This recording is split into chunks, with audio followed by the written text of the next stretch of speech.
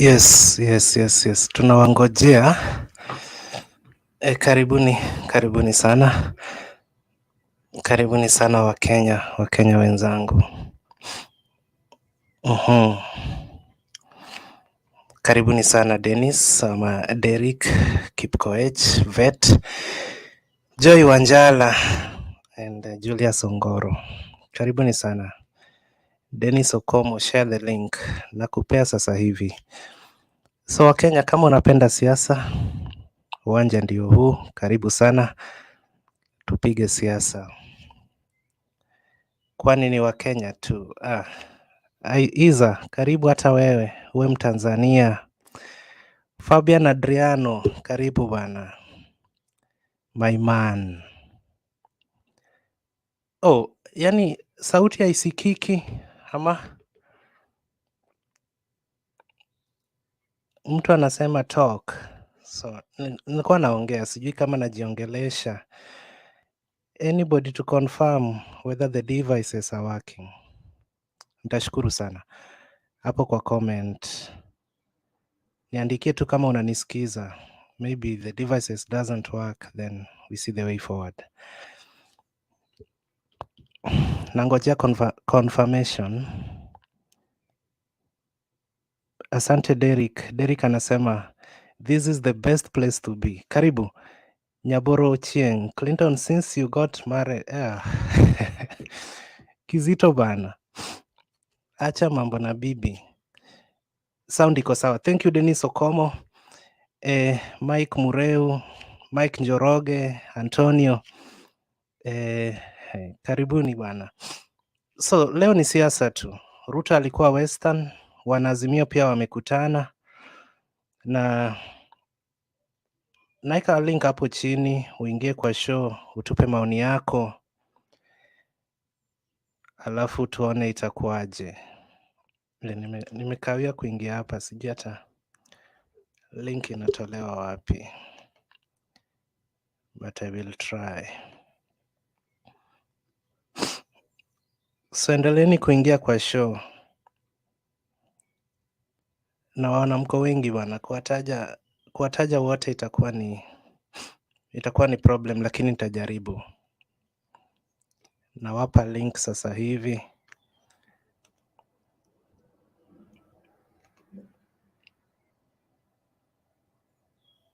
How do I share the link? Oh my God.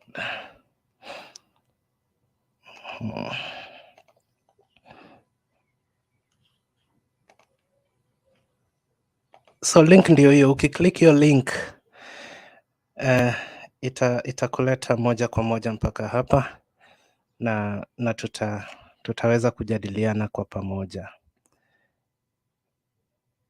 David Olo, let me tell you something. Okay, ingia kwa show useme.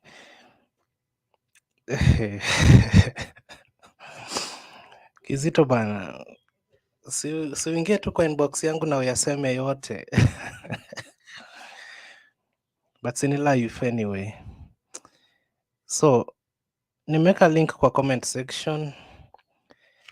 Ukiklik hiyo link itakuleta moja kwa moja mpaka hapa. So karibuni sana Remy Ndiema, tupo nyuma yako. Wilson Abuga, niko ndani. Joseph Opanda, I am tuned in from Furfa Roll and can hear you loud and clear. Sauti iko fiam. I'm Derek, not Danish. Okay, karibu. Okay, thank you mko wengi. Acha nilete mgeni wa kwanza kwenye show, anaitwa Mr. Wangira. Wa pili anaitwa Derek Okomo na okay. Hey, Kevin na David Olo, sina issue, itakuwa tu sawa. Nani huyu amevaa kofia ya Martin Shikuku? Anyway, niaje Mr. Derek Okomo, niaje?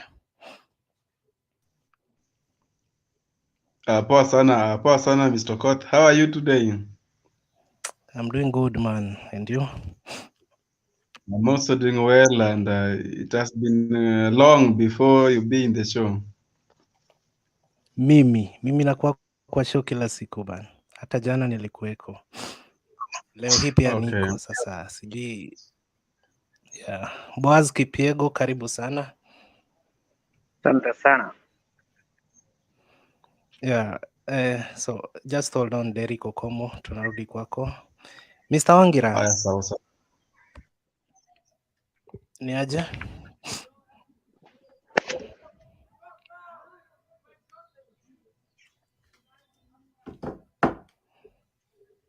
Okay, Boaz, Yes, ni aje?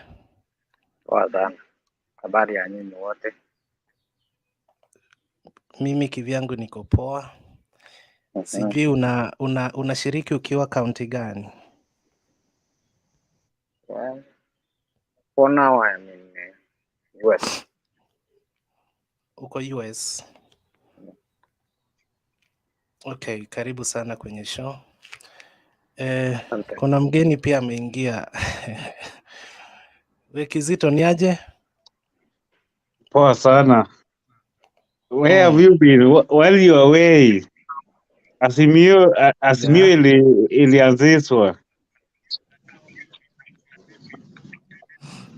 Wakati nilikuwa away, Yeah.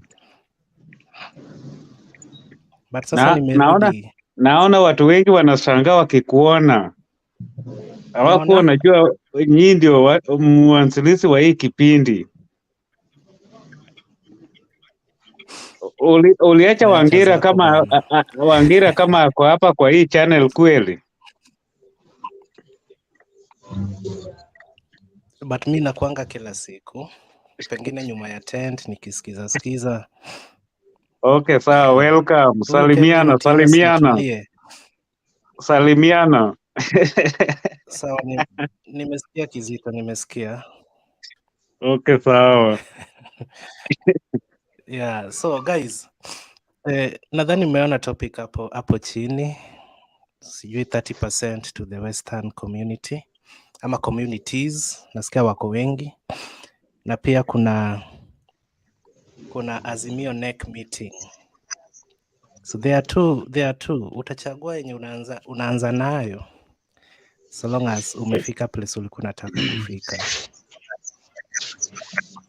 So Mr. Derrick, we kama mtu mwenye aliingia hapa wa kwanza, unaweza ukatuanzishia show kwa kutupea maoni yako. Ruto alikuwa Western, rais na wanaazimio wote pia walikuwa pale KICC. So wewe unaonaje? Okay, thank you so much. Ruto promises 30% to the people of Western region that they are going to be accommodated maybe if they win the election. But first of all, allow me begin by recognizing the effort that Team Azimio they are making. Generally, when we talk of politics, we generalize. We don't discriminate whether UDA or Azimio.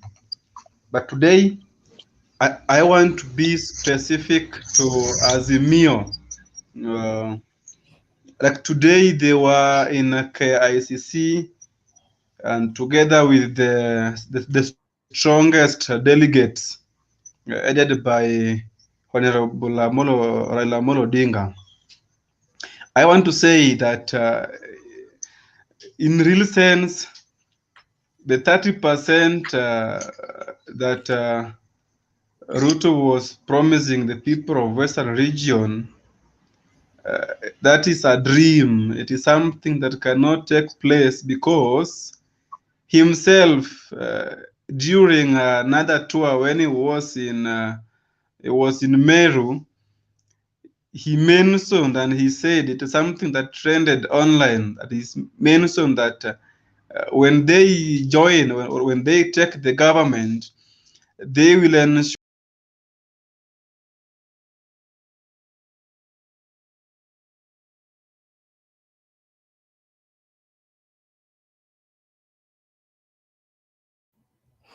Oh, Derek ni kama ametupiliwa nje na network. Mr. Boaz Kipyego, unaweza ukaendeleza tukimngojea bwana Derek, ama asharudi?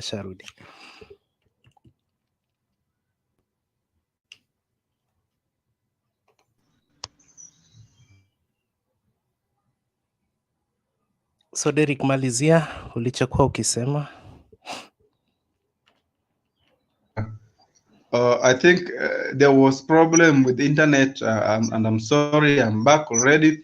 So now when he was in Meru, he mentioned that when they become in the government, as if they win the government, they will ensure that the top seats are occupied by the UDA, and he promised them. So now going to Western cheating them that they will be given 30%, that is a great lie. Now, to the Azimio, I want to congratulate the team Azimio, because what Raila Amolo Odinga was doing, it is the best way to do it, because Raila, as the leader of the party, he has got the mandate. Like the incident that took place in KCIC, he was giving some certificates, and some people were not happy about it. But I want to say, like the incident of yesterday, while he was in Mombasa, people took it positively, and people were happy about what he did. So people are saying that Raila something by certificate. That is very wrong. So I think with him giving certificates, it is the best way to do it, because he has got the mandate, and they know those who can work with him best.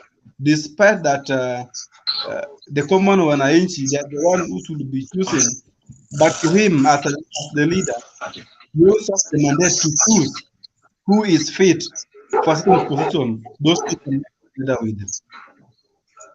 Thank you so much.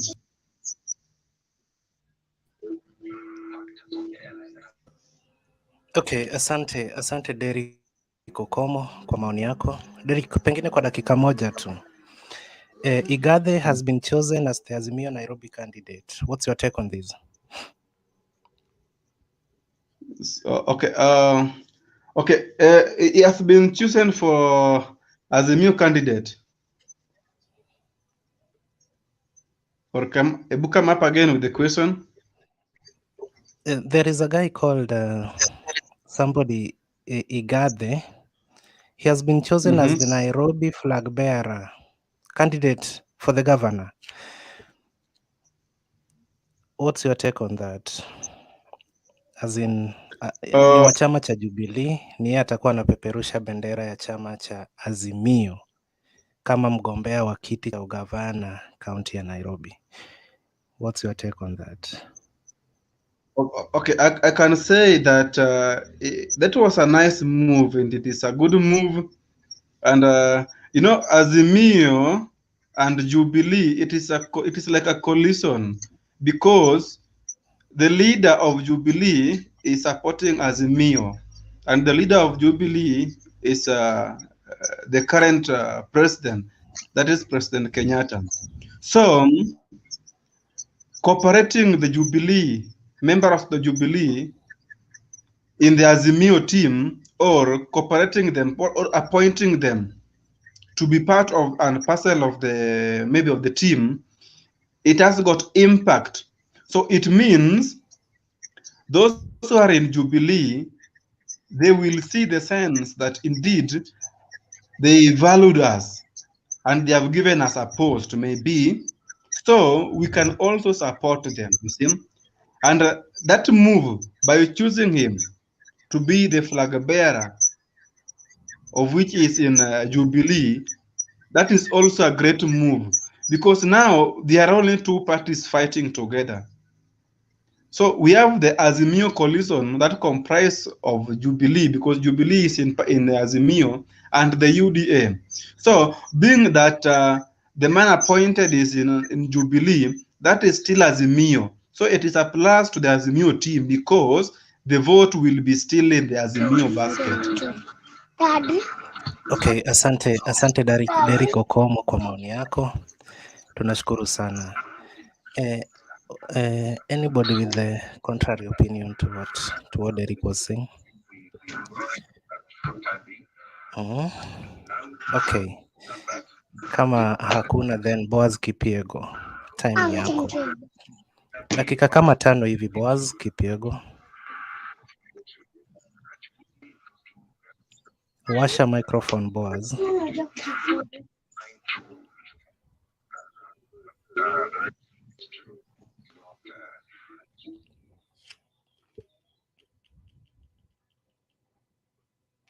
Okay, Ras Antonio.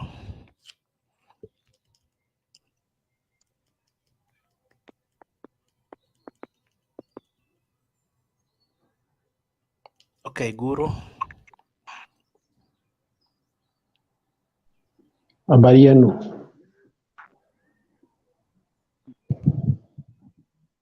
Habari yenu. Proceed Bwana Guru. Yes. Today we are dealing with the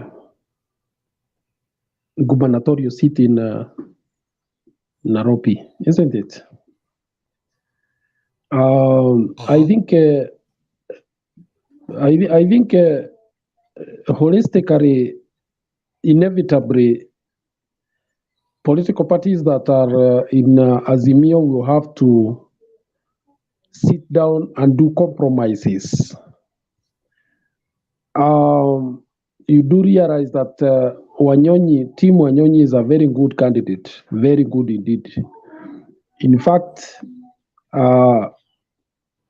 he fits that position quite well. But there are what we call political exigencies. I do not see particularly the people driving the people driving Azimio presidential candidate also accepting to cede that position of Nairobi gubernatorial, because they would be hard pressed to show their supporters what they are getting in return.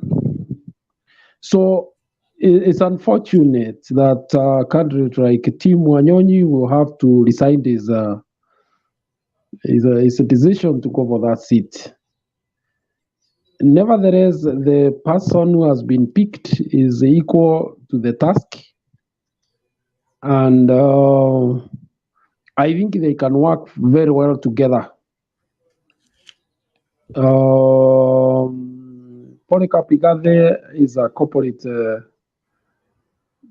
personality. He's worked very many places. He's proved himself as a manager, and therefore I think he fits the bill. The only thing here is that he's not as well ardent at politics as Wanyonyi could be, because I doubt whether he's really done the legwork for politics on the ground, and maybe therefore he may not have that software to deal with the people, particularly in the rural class of people in the slums and petty traders. He may be very good at the corporate level, where he's able to manage the resources very well, direct resources to where they should be, and that kind of thing. But this is politics also. Maybe they can work very well with the other one doing the legwork for politics mainly, and doing that touch with the people on the ground. The other issue that I see us talking about here is about the 30% that has been given to the Mulembe Nation by Kenya Kwanza team. Now, I must say it's unfortunate that whenever we talk about political parties in Kenya, what comes to mind from other parts of the country is that that political party is mainly representing this or the other community.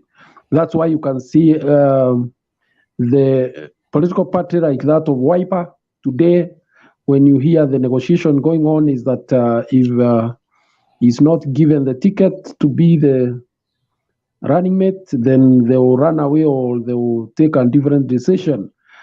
Now, when pronouncements are made like those that were made today, that the two political parties coming from the Mlembe nation will each have 15%, that comes to 30%. The message sent out to the other parts of the country is that the Ruhias will occupy 30% of every position that will be given out in the William Ruto government. And the question we should ask ourselves, is that viable? Is it even logical? Is it fair? So they could have actually shot themselves on the foot by making such pronouncements, because you see, this country is made up of 45 or so, 47, I don't know, communities, and each is looking at a share of the resources and the positions that are there in government. So when you go budding around that you have 15% or 30% of positions that are shared out in the government, then that one rings a bell and could end up hurting the Kenya Kwanza coalition very badly. Because right now you can also imagine that one William Samoei Ruto is relying very heavily on the Mount Kenya vote.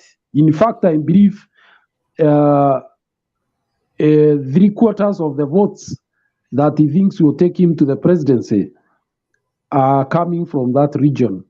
So you can also imagine what will be the case when such pronouncements are made, and the signals it sends to the Mount Kenya people. It can only mean that they are very little stake, despite their heavy investment in that political party called ANC. In fact, I dare say on this forum, it is just going to reinforce the belief that Mount Kenya region should have its own party. And now Jubilee has an opportunity to go down on the ground and tell their people that there cannot be any other way except to go to a political party that will fight for their space in any government, whether Kenya Kwanza or Azimio government. I think let me first reach there. I hear what others people have to say. That's my take for now.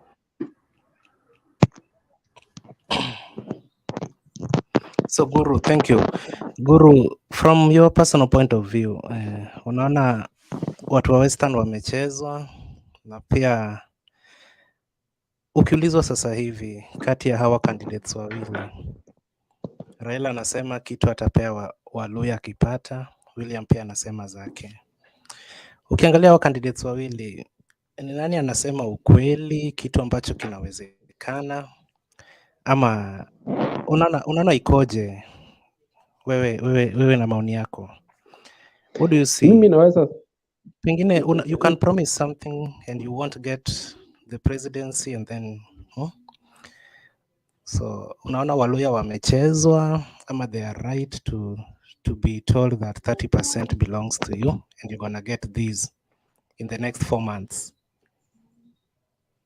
Mimi maoni yangu ni hii, naona kama Musalia Mudavadi ako katika hali ya hatihati kisiasa, na ndio ilimpindi aongee namna hiyo pale kwake, kwanza kwake nyumbani Vihiga, kwa sababu nadhani ako katika hali mbaya sana kisiasa, na siwezi sema kwa ukweli kwamba vile aliwaambia ndio wamehaindiwa, kwa sababu kuahindiwa na kupatiwa ni kitu tofauti. Lakini pia wale wanaangalia mambo kwa undani wanaweza kuona kwamba ile tu ilikuwa ni njia tu ya kuwahandaa wakaaji wa Vihiga na wa Western Kenya, kwa sababu uhakika ni kwamba hiyo haiwezekani hata kidogo. Hiyo ndio ukweli. Na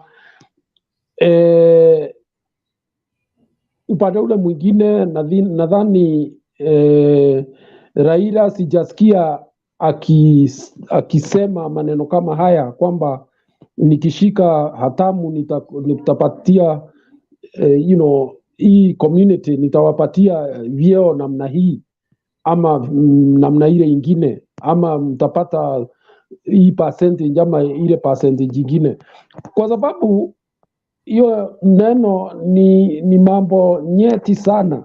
Kama sasa sijui kama deputy president amejua ile shinda amejiwekea kwa hiyo matamshi pale, haswa kwa Mlima Kenya.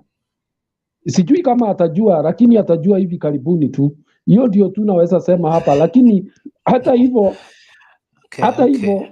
hata hivyo naona kwamba ni kuwahandaa watu ya Western Kenya. Haiwezi fanyika hiyo, haiwezi fanyika, na hiyo ndio ukweli. Lakini sasa ikiwa ni kuenda kutafuta kura na kuwahandaa wananchi, basi kuna shinda pale, hiyo chama basi inashinda, kwa sababu lazima uambie watu something reasonable. You must tell people what is reasonable. Don't Asante Bwana Guru kwa maoni yako. Yes, it is not possible to go cheating people. The public is not foolish as they think. Asante Guru kwa maoni yako. Umesema yako yote, hajui shida amejiletea kwa kuyatamka maneno yale. So tutaona the way the supporters will react, the voters and any other stakeholder in the Kenya Kwanza Alliance. Mr. Wangira. kabla ya Wangira kidogo tu Mr. Wangira, hao wananchi pia wako na zao. Eti Ruto pia ameanza kugawana vyeo. Lazima apromise atawapea nini ndipo muweze kumpatia kura. So wale ambao mnashangaa eti anapeana vyeo, this is not the first time that Mr. William is promising his supporters things. There are things that will either happen or they won't happen. So we will see. This is just a matter of months or weeks. Mr. Wangira, proceed. There are things that will either happen or they won't happen. How are you? There's a lot of echo. Ngoja kwanza Mr. Wangira. We, zima mic kama utumii. Sawa, ilikuwa ya Godfrey, nishaizima. Proceed Mr. Wangira. Okay, how are you Mr. Okoth? Niko sawa bwana. Okay, wacha nichangie. Today President Uhuru Kenyatta chaired the Azimio la Umoja Coalition Party National Council meeting. And there are a number of decisions that they arrived at. One of the decisions that they arrived at today was that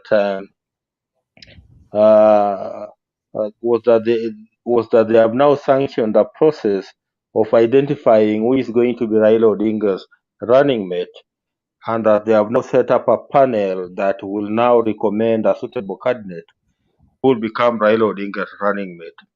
I think by doing that, that is one way of removing the load that has been on Raila Odinga, where everybody has been on him asking that he be made the running mate of Raila Odinga. Now, this load is now not on Raila Odinga, the load is now on the panel, which will now come up with the recommendations. And upon that recommendations, Raila will be in a position to appoint whoever he'll feel that will be the suitable candidate to be his running mate. And already we have 4 names that I saw going around social media. I saw the name of Martha Karua. I saw the name of Kalonzo Musyoka. I saw the name of Hassan Joho. And I also saw the name of Peter Munya. And again, today's meeting created some structures that perhaps will help create harmony within the Azimio One Kenya. By saying creating a harmony, I mean, like, already we are seeing confusion in Nairobi, where on one side there is Paul Kapigade, and on the other side there is Tim Wanyonyi, and we have the same situation in Mombasa, where Wiper is now fronting Sonko, and ODM is fronting Nasir. You see, that is creating confusion that could be detrimental to Azimio One Kenya Alliance. And that's why it's important that now today, Azimio One Kenya Alliance has come up with structures that will include the Coalition Elections Board, the Coalition's Elections Appeal Board, the National Disciplinary Committee, and the Dispute Resolution Panel. So it's my hope that the issue of Paul Kapigade and Tim Wanyonyi, and perhaps the other issue of Sonko and Nasir in Mombasa could be taken to the Coalition Elections Board, and perhaps to the Coalition Elections Appeal Board, so that a conclusive decision can be made on who should be actually the Azimio flag bearer in Nairobi and Mombasa. Because if we go the way we are going, there's a big likelihood that Azimio could lose Nairobi, and perhaps it could also end up losing Mombasa. So these structures that have been set today will be helpful in trying to iron out these differences that were now coming up. I've just watched Paul Kapigade this evening on Citizen TV, claiming that, in a meeting at State House, Nairobi, it has been agreed that he's going to be the Azimio flag bearer for the gubernatorial seat in Nairobi, and that the final announcement will be made tomorrow. So let us wait to.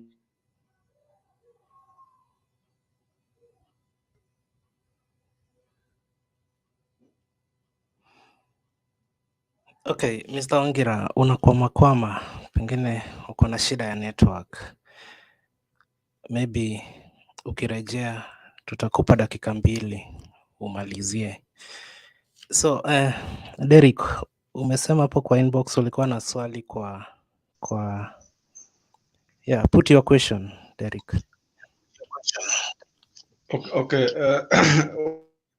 One of the speaker, that is Mr. Guru, he spoke well, and actually I like how he was articulating his point.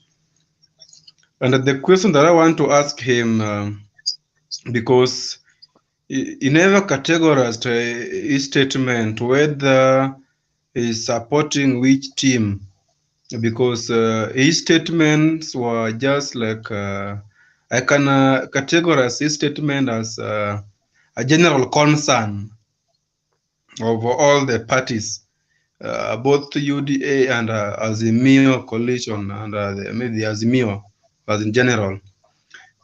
Now, Mr. Guru, for example, if given opportunity now, you as individual, to run maybe the top seat in Kenya, either maybe governor, MCA, MP, or any other post, whether senator, which party would you prefer to use as a party to enable you run that particular post? If you may respond, so that I can ask you the next question.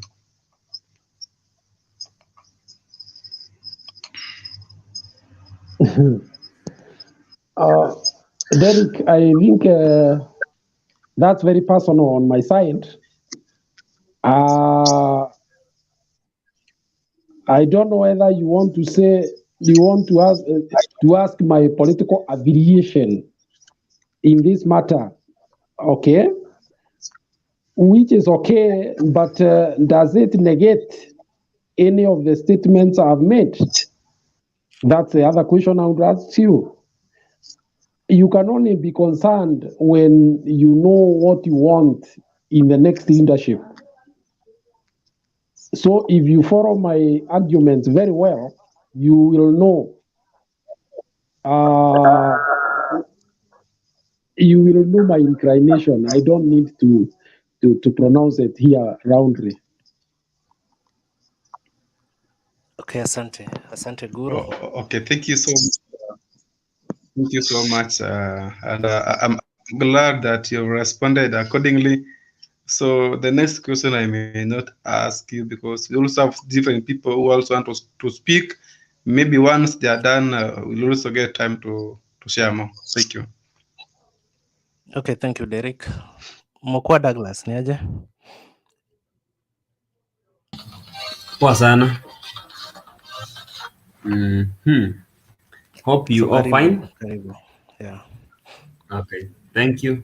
I've been out of the show for some time, but I'm back today. Now let me weigh in on the issues raised on the Azimio candidate for the Nairobi gubernatorial seat and the 30% that is being promised by the Kenya Kwanza in Western Province, where I'm going to vote this August. Now, earlier on, when the KKA were starting their campaigns, they said they do not care, or they do not want to know who will be on which seat, who will take which position. Theirs was about economy.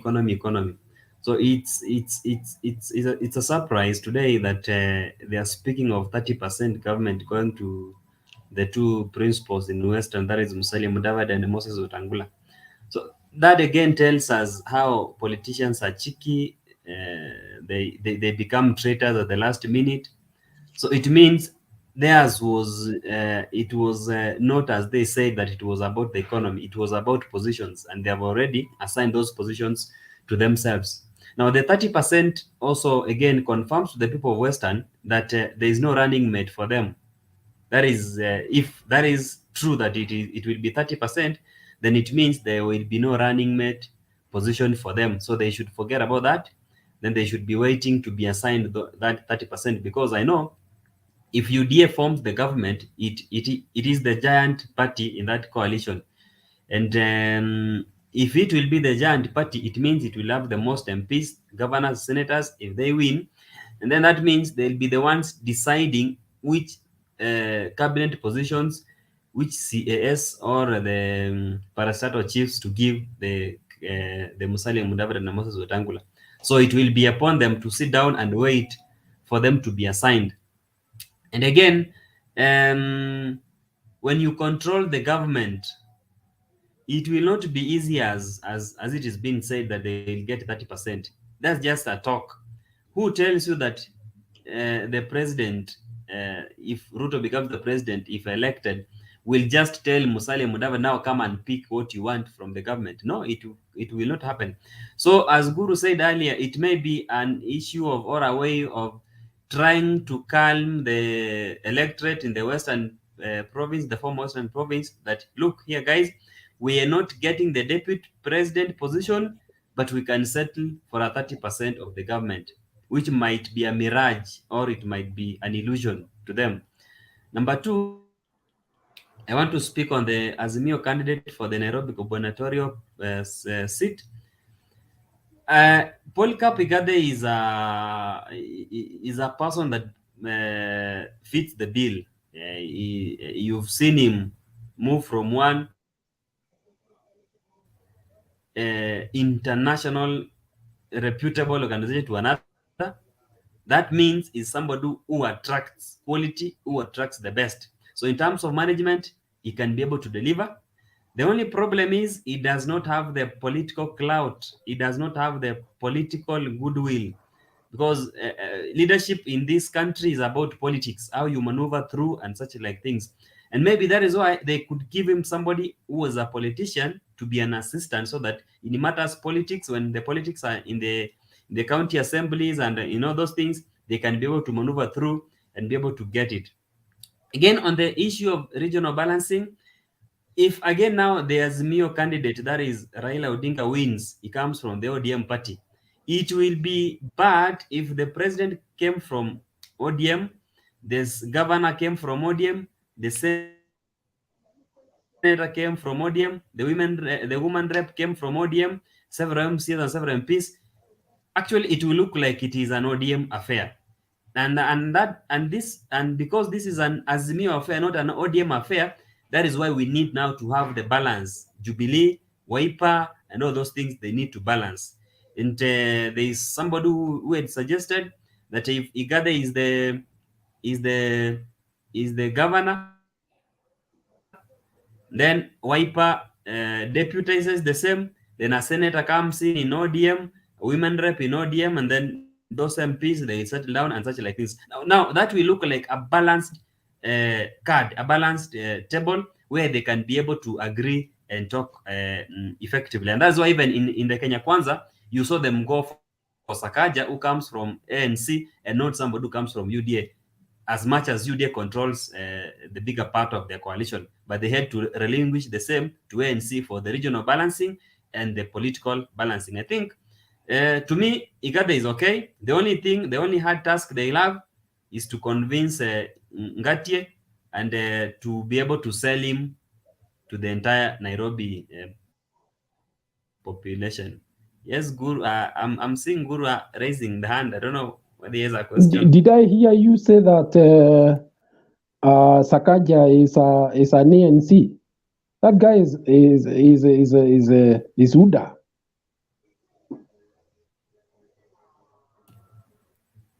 Oh, okay. I may not be privy to the inner details, but initially he was in ANC, and he believed an ANC person because he comes from the Mulembe Nation, and that is why they chose him.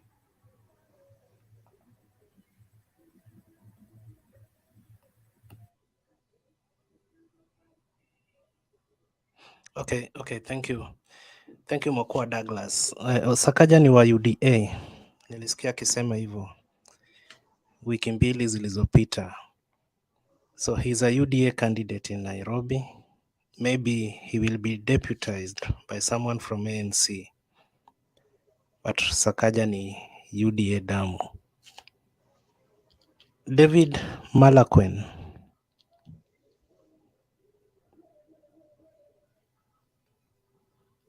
Okay, Smith. I want to say that Sakaja, before joining UDA, was a Jubilee member. I don't know if there's any contradiction with that. Was a member of Jubilee, but was allied to ANC.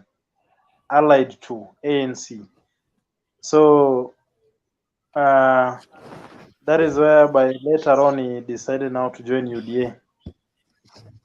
Now currently is contesting on the gubernatorial position, Nairobi gubernatorial position, as a UDA member. So I think the other member have also gotten that. Thank you. Okay, thank you for the clarification, Smith Hemston. So wale ambao hamkuwa mnawajua chama chake Johnson Sakaja, now you know. Guru, 1 minute please, Guru. Yes, it just came to my know that initially the deputy president had promised the Mulembe Nation 40%. That is 2020, some few weeks ago. Now to come and talk about 15-15, I don't know what that is. And then he's also been quoted sometimes saying that theirs is not a coalition party, it is coalition of parties. Why? Because each party will have to earn its positions. when you go to the elections. So meaning the more seats you get, the more percentage you get of the government.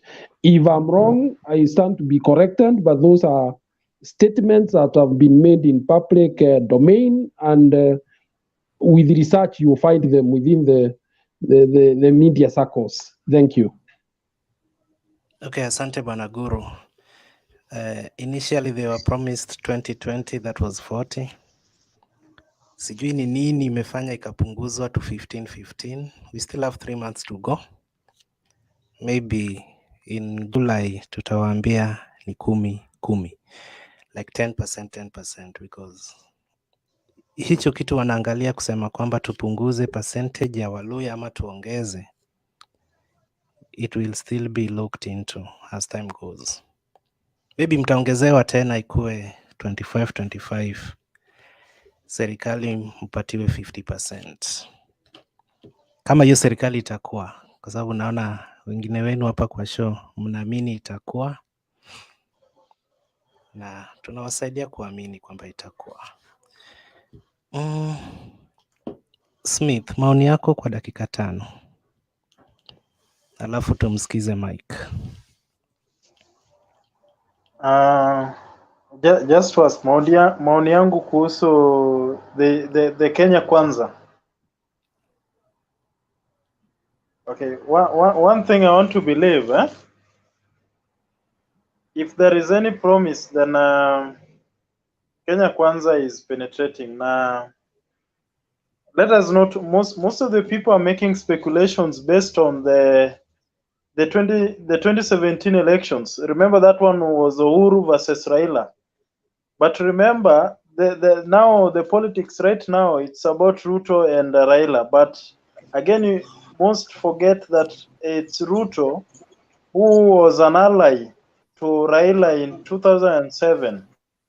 And back then in 2007, there are those who are supporting, who are in the same team with Raila. And there are so many supporters of Raila who really admired the courage of Honorable Daktari William Samoei Ruto. So you do recall that if there is that great admiration amongst these people, like let me talk of Nyanza. You see, Luos are people who are greatly attracted by courage. If you are courageous enough, then they say that this is not the guy, this is not the man.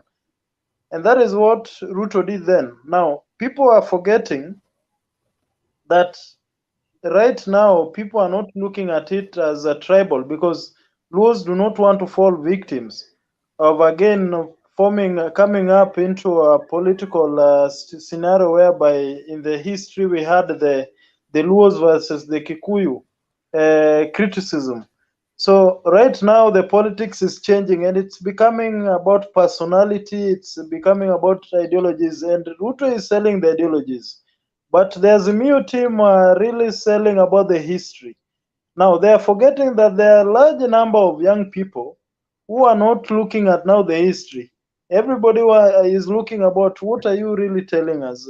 Are you really making sense? Because so many people are no longer interested in what happened in the past. But the Azimio team needs to up their game. They need to work out better strategies if they really want to win. But if they want to lose, the way they are heading to lose, they are going to lose it.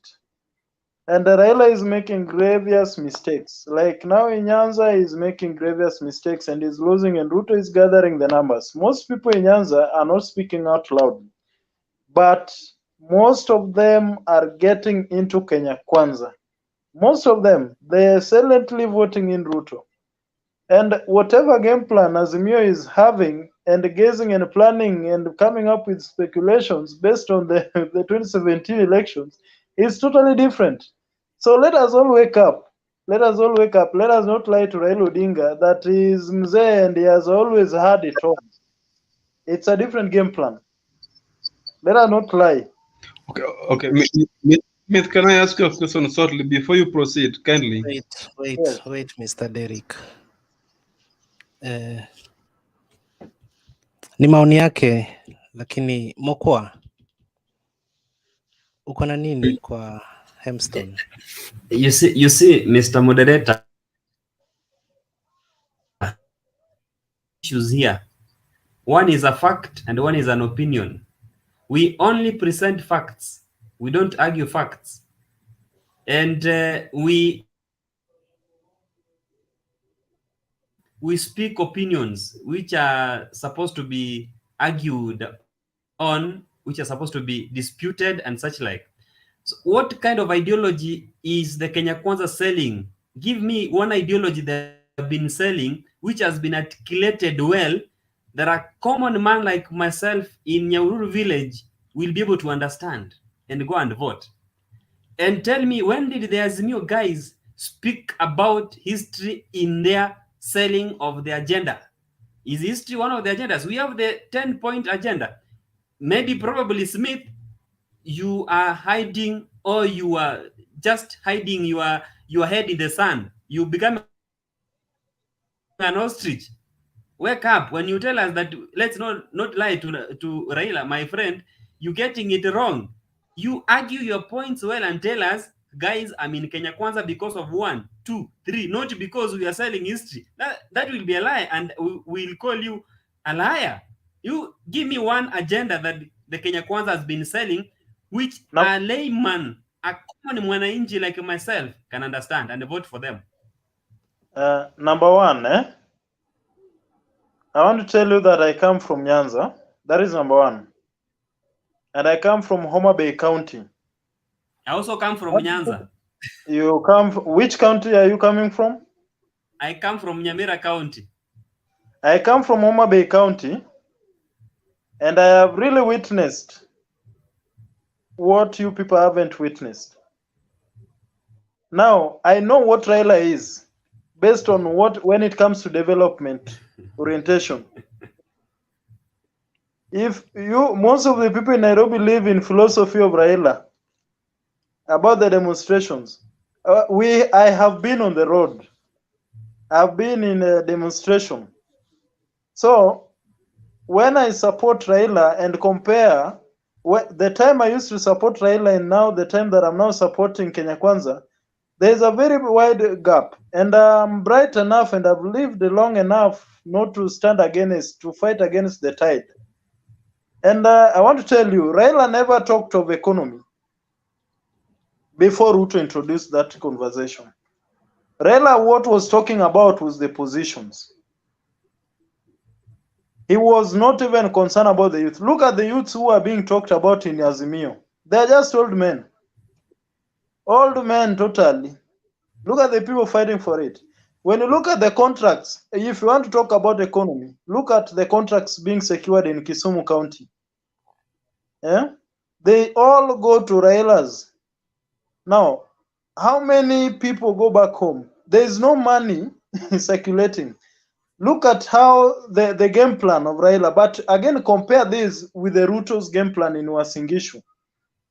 You see, we complicate, the Azimio, generally Raila, chairman, is complicating the life of the Luo people down there, but Ruto is simplifying the life of his Kalenjin people. You see, these are two different leaders. Look at the hospitals. Excuse me, Bana Smith. Mm. You're making some because directly.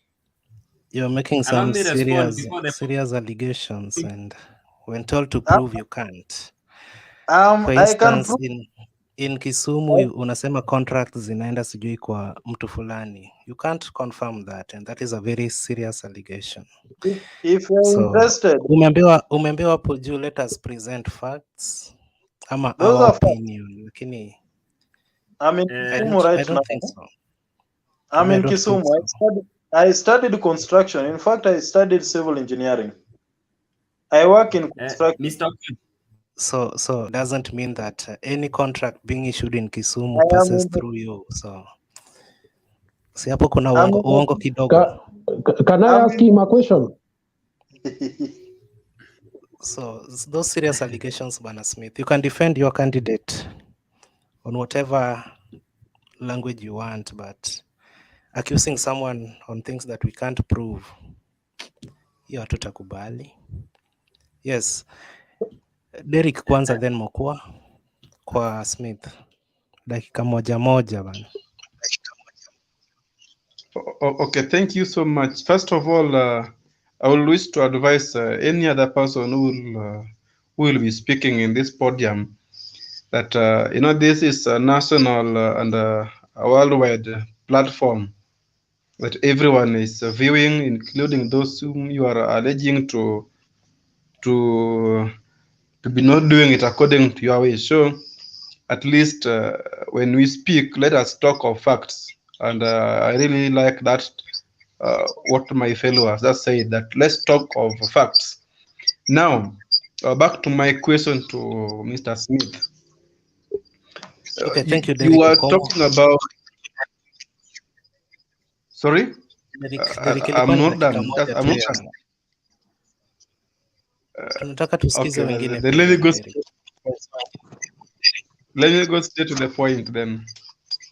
Okay, 1 minute. Okay, you've talked about Azimio team.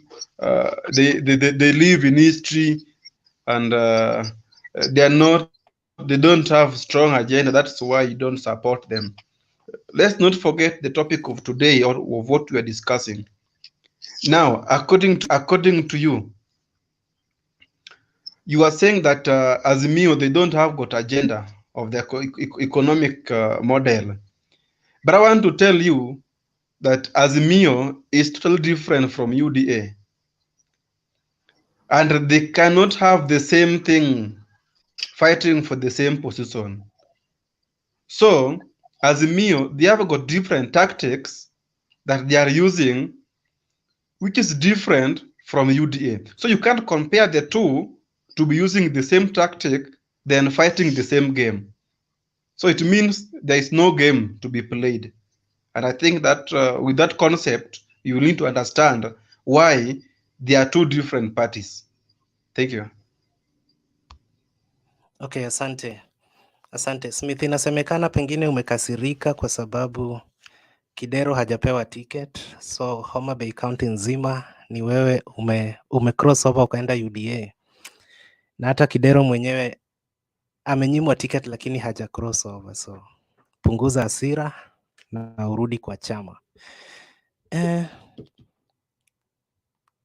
Mokoa dakika moja please. Tusikize hawa kina Eric na Ojiambo. Mokoa dakika moja. I wanted to point out three things to Smith. He has run away, but still I'll point out the things. He's saying that Ruto is helping the Kalenjins and is improving their lifestyle. I want to mention only two roads in Rift Valley. If Smith is aware of Rift Valley, let him go to a road that is connecting Kabianga, Taplotin to Sondu. That road passes through Kericho County, where CS Keter has been a CS and a senator for a very long time. That road has not been done since 2007. It is in Kalenjin land. Let's go to the road that we pass through. On your way to Eldoret, there's a road that passes through Kapsabet. It goes to Vihiga and then to Kakamega. That road has been messy. Potholes, zinakapetiwa zinarudi. It covers an entire Rift Valley. So how comes he has not addressed that? Number three, in the counties of Elgeyo Marakwet, they are in Rift Valley. The counties of Turkana, West Pokot, hizo violence zote, he has been the deputy president. If he's improving really the lifestyle of those people that Smith is saying, what has he done about that? So Smith should come with facts. Thank you. Okay, asante bwana Mokoa Douglas. Let me hope Okomo anarudi, pengine ni network. Ama kama anasikiza nyuma ya tent juu amelemewa, pia asikize kwa makini tena sana. Sylvester. Thank you. Thank you, Oko.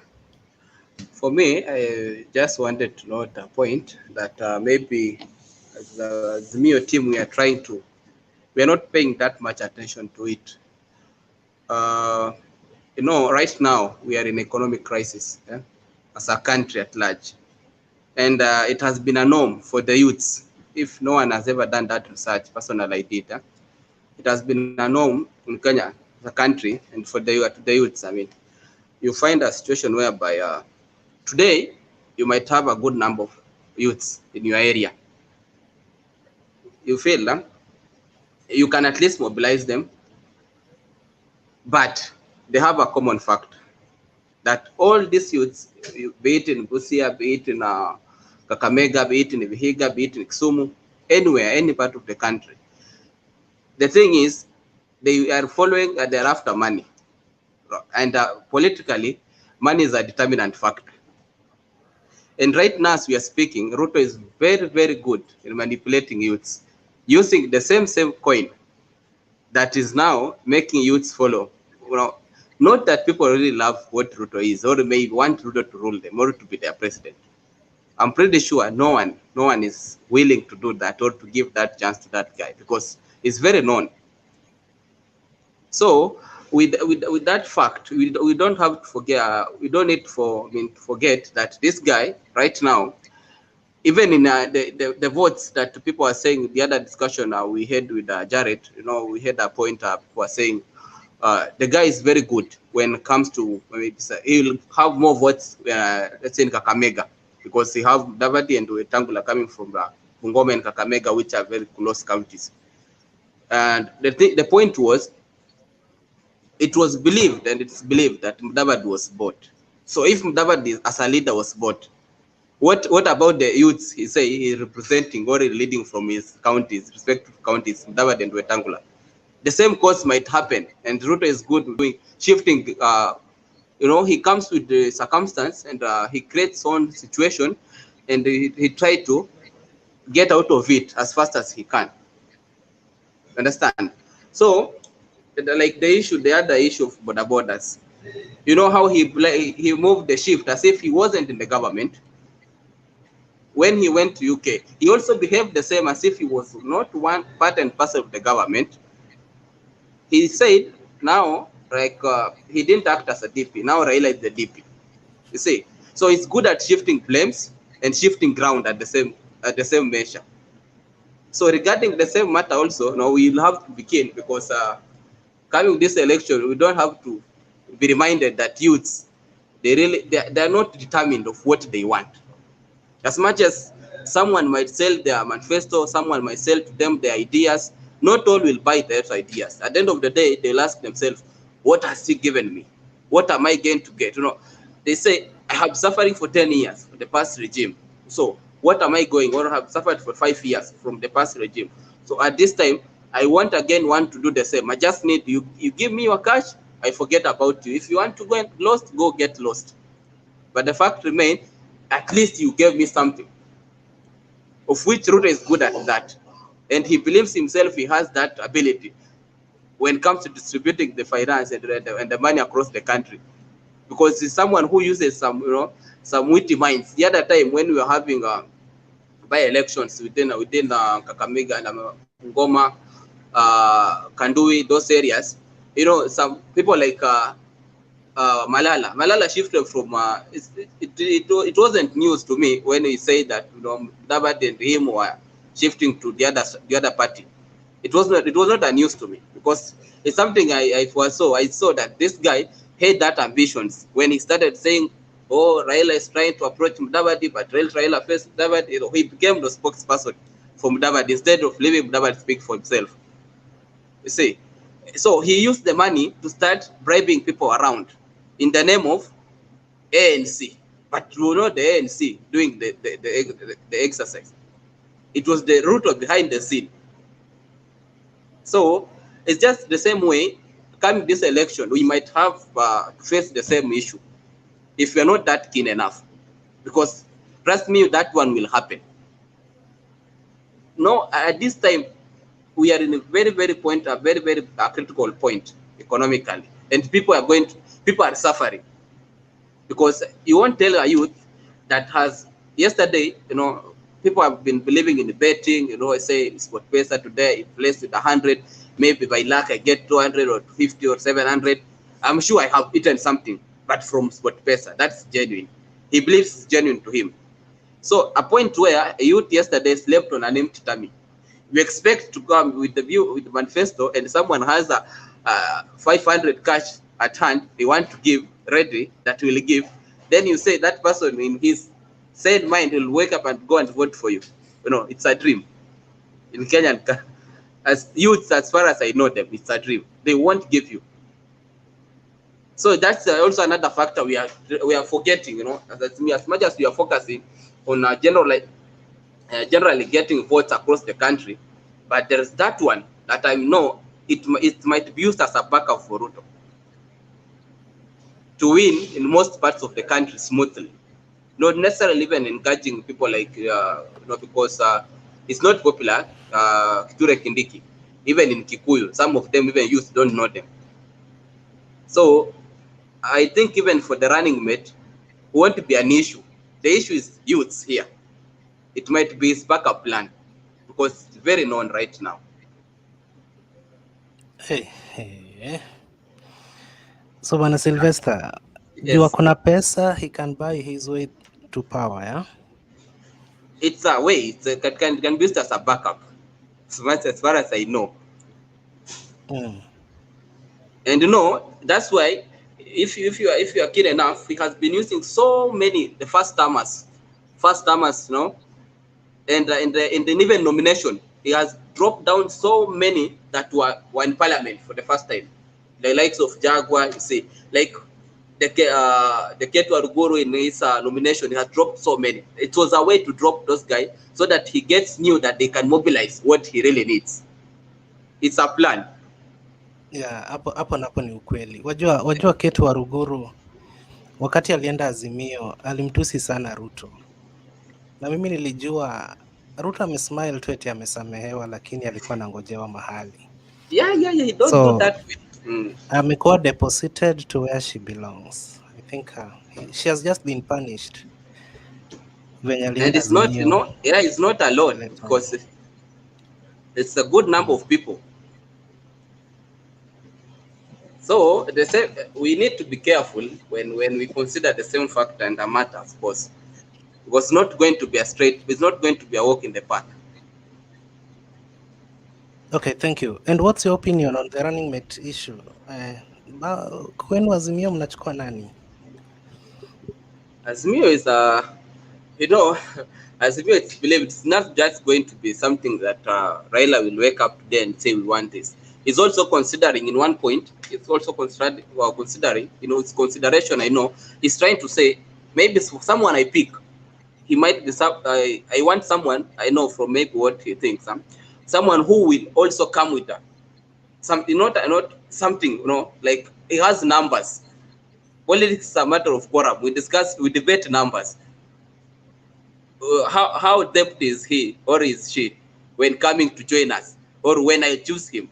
To what extent, you know, will support when it comes to, you know, because the issue of Kalonzo, the issue of Martha Karua, actually it's Ngilu who is fighting against Kalonzo Musyoka, because who, you know, they're fighting to be who wants to be the region kingpin. You know, it has been believed from the eastern that Kalonzo has been, and right now Ngilu in his in her senses saying that's the only way I can make to become, you see, to become at least someone to be heard nationwide, and to forget about this Kalonzo thing.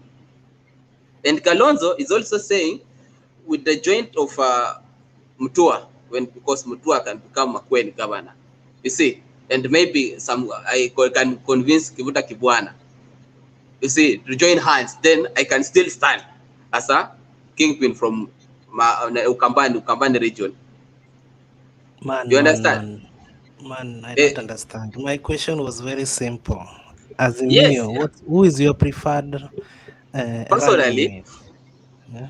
Personally, what I think, and I believe it might happen that way, probably there's high chances of choosing Martha Karua for the gender. Okay. There's high chances for choosing Martha Karua for the gender because, you know, Kalonzo is known. Tomorrow you might wake up and say, no, I don't want to be deputy. So for that character, I think Martha Karua can be chosen. as someone to deputize Raila. Okay, so okay, tumeelewa ama nimeelewa. Mkoa bana, uko na issue gani? Hatujasikiza wengine. Nani, zima mic kwanza, kama utumii tafadhali.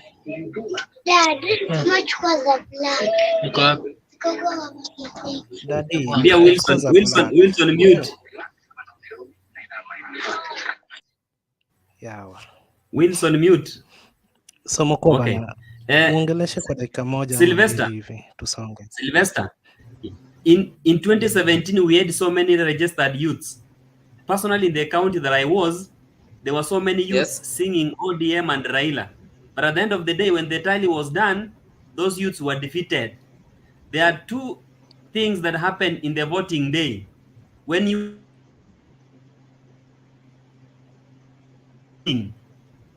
they do not come to vote. And that may happen. That kind of money may take them to go and drink. They will forget to vote. So money is a two-way traffic. It may motivate them to go and vote, or it will make them excited, go drink, they don't vote. The old wazes will vote, and then you will come crying, the votes have been stolen. So also check on that. Thank you. Okay. So tukipewa pesa tutaenda kunywa, tusahau kura. Tusipopewa maybe njaa itatufanya tupige kura. Is all right. David, sijui uko na interjection ama unataka ku make point yako. Kama ni point nyuma ya kinywa, kama ni interjection you can proceed. Okay, thank you so much Clinton. Nilikuwa nataka tu kuongea kuhusu kitu ingine Sylvester amesema hapo about eti if you don't have money youth will not listen to you. I think that is a very very bad statement from Sylvester. Ndio ni maoni yake, but I think I have something to say about it because I feel like okay, in Kenya corruption is good to us. Sisi wananchi wenyewe kuna time corruption inaweza kusaidia. Sometimes umeshikwa, utaki kuenda kwa koti, unapeana kitu pale polisi anakuacha. But at the same time, lazima tuseme corruption ni mbaya ndio iweze kuisha. So if you are a youth and you are here, you are saying that hata mtu asipopeana do ati apatapata kura. So that means that okay, kama ni pesa Azimio wako nayo, Uhuru anaweza amua toe hata 10 billion amwage hapo nje na kura ziende Azimio. But is that the right way? So I don't know kwa nini amemake your statement because I don't find it comfortable. Thank you. Sylvester. Yes. Dakika moja ya kujitetea tusonge. Yeah, David, there's one thing you are missing in my point. You have said very well that we try as much as we can also to fight against corruption. But the issue here is not corruption, it's electioneering process and it's politics. So as much as, okay, Jubilee might all, I mean, the coalition of the Azimio might join hands together and also do the same. But I told you one thing, this one might be used as a backup plan. And what I have been on the ground most of the times, trying to interact with the youths in one and not in one or two occasions, so many occasions when it comes to even the party nominations. You see, just someone wakes up and says, mimi napiga kwenye nakula. You understand? Napiga kwenye nakula, and they start door to door in a rural areas. For instance, they say we'll move door to door in rural areas. Azimio might also do the same, but it depends, where and how and what time. Who will have that time? Tell me from our team right now, and who I know it has been it's a backup plan. That's the thing you have to know. It's a backup plan for that guy. Because if he did that, who knew generally the country, who knew that David would just wake up and dump kina Kalonzo and his counterpart Moi, Gideon Moi. No one. They had agreed we were going for CDC here, but what happened at the end? Waliachwa, unaona? And it's not a kid. That is not a kid. You said Waze, it's not a kid, unaona? So you have also to consider that that guy is good at using such kind of ways, getting what he wants. Okay, asante Sylvester. Let's wait and see if that will be the way forward. Olo, are you convinced? I'm not convinced, but wacha tu niwache hapo because but I see no point in anything he's saying, but I will just leave it there. Okay. Kinyua Eric. Okay. How are you, everyone? I hope you can hear me. Okay, so I'm so grateful to be in the platform at this point. At least I've tried and managed to come a little bit earlier. So nawasalimu wote na let me just talk a little bit about the running mate. One thing I'm going to point out in both sides, the Azimio and the UDA, because in Azimio there is one thing, to choose a running mate. Both of Azimio and Kenya Kwanza. Excuse me, Eric. Yes. Eric, kuna UDA coalition ama kuna Kenya Kwanza? Okay, Ukisema so Azimio sorry, upande hii, ile ingine ni Kenya Kwanza. Lakini ukisema okay, so, Azimio na UDA, kina Mudavadi wako wapi? Ama huwatambui? you know what has been happening, Mr. Okoth. Everywhere you go, there is none like Mudavadi. They are being mentioned in Western when the rallies are in Western only. Once the rallies are not in Western, they are other part of the country. There is no image of Mudavadi and Wetangula. It's something like it's an UDA. But when they are in Western, it's where Mudavadi and Wetangula can appear. So even as we are confused outside here because we don't know, like for me, it's very rare I normally talk about Kenya Kwanza. I normally say UDA because I know that's a UDA. Nothing like Kenya Kwanza there because the Mudavadi and the Weta, hao ni kubebwa tu, wamebebwa tu. So for that purpose, sorry to say that. So let me just continue with the information about the running mate. Let me talk about Azimio Coalition Kenya, Azimio Hoka first. What I may say, to get a running mate is not just to go and pick someone and say a running mate, especially someone to work with Raila Odinga. Raila Odinga is a man of integrity. If I may say so, and I may tell people like that, Raila Odinga does, if it's just to, Wilson,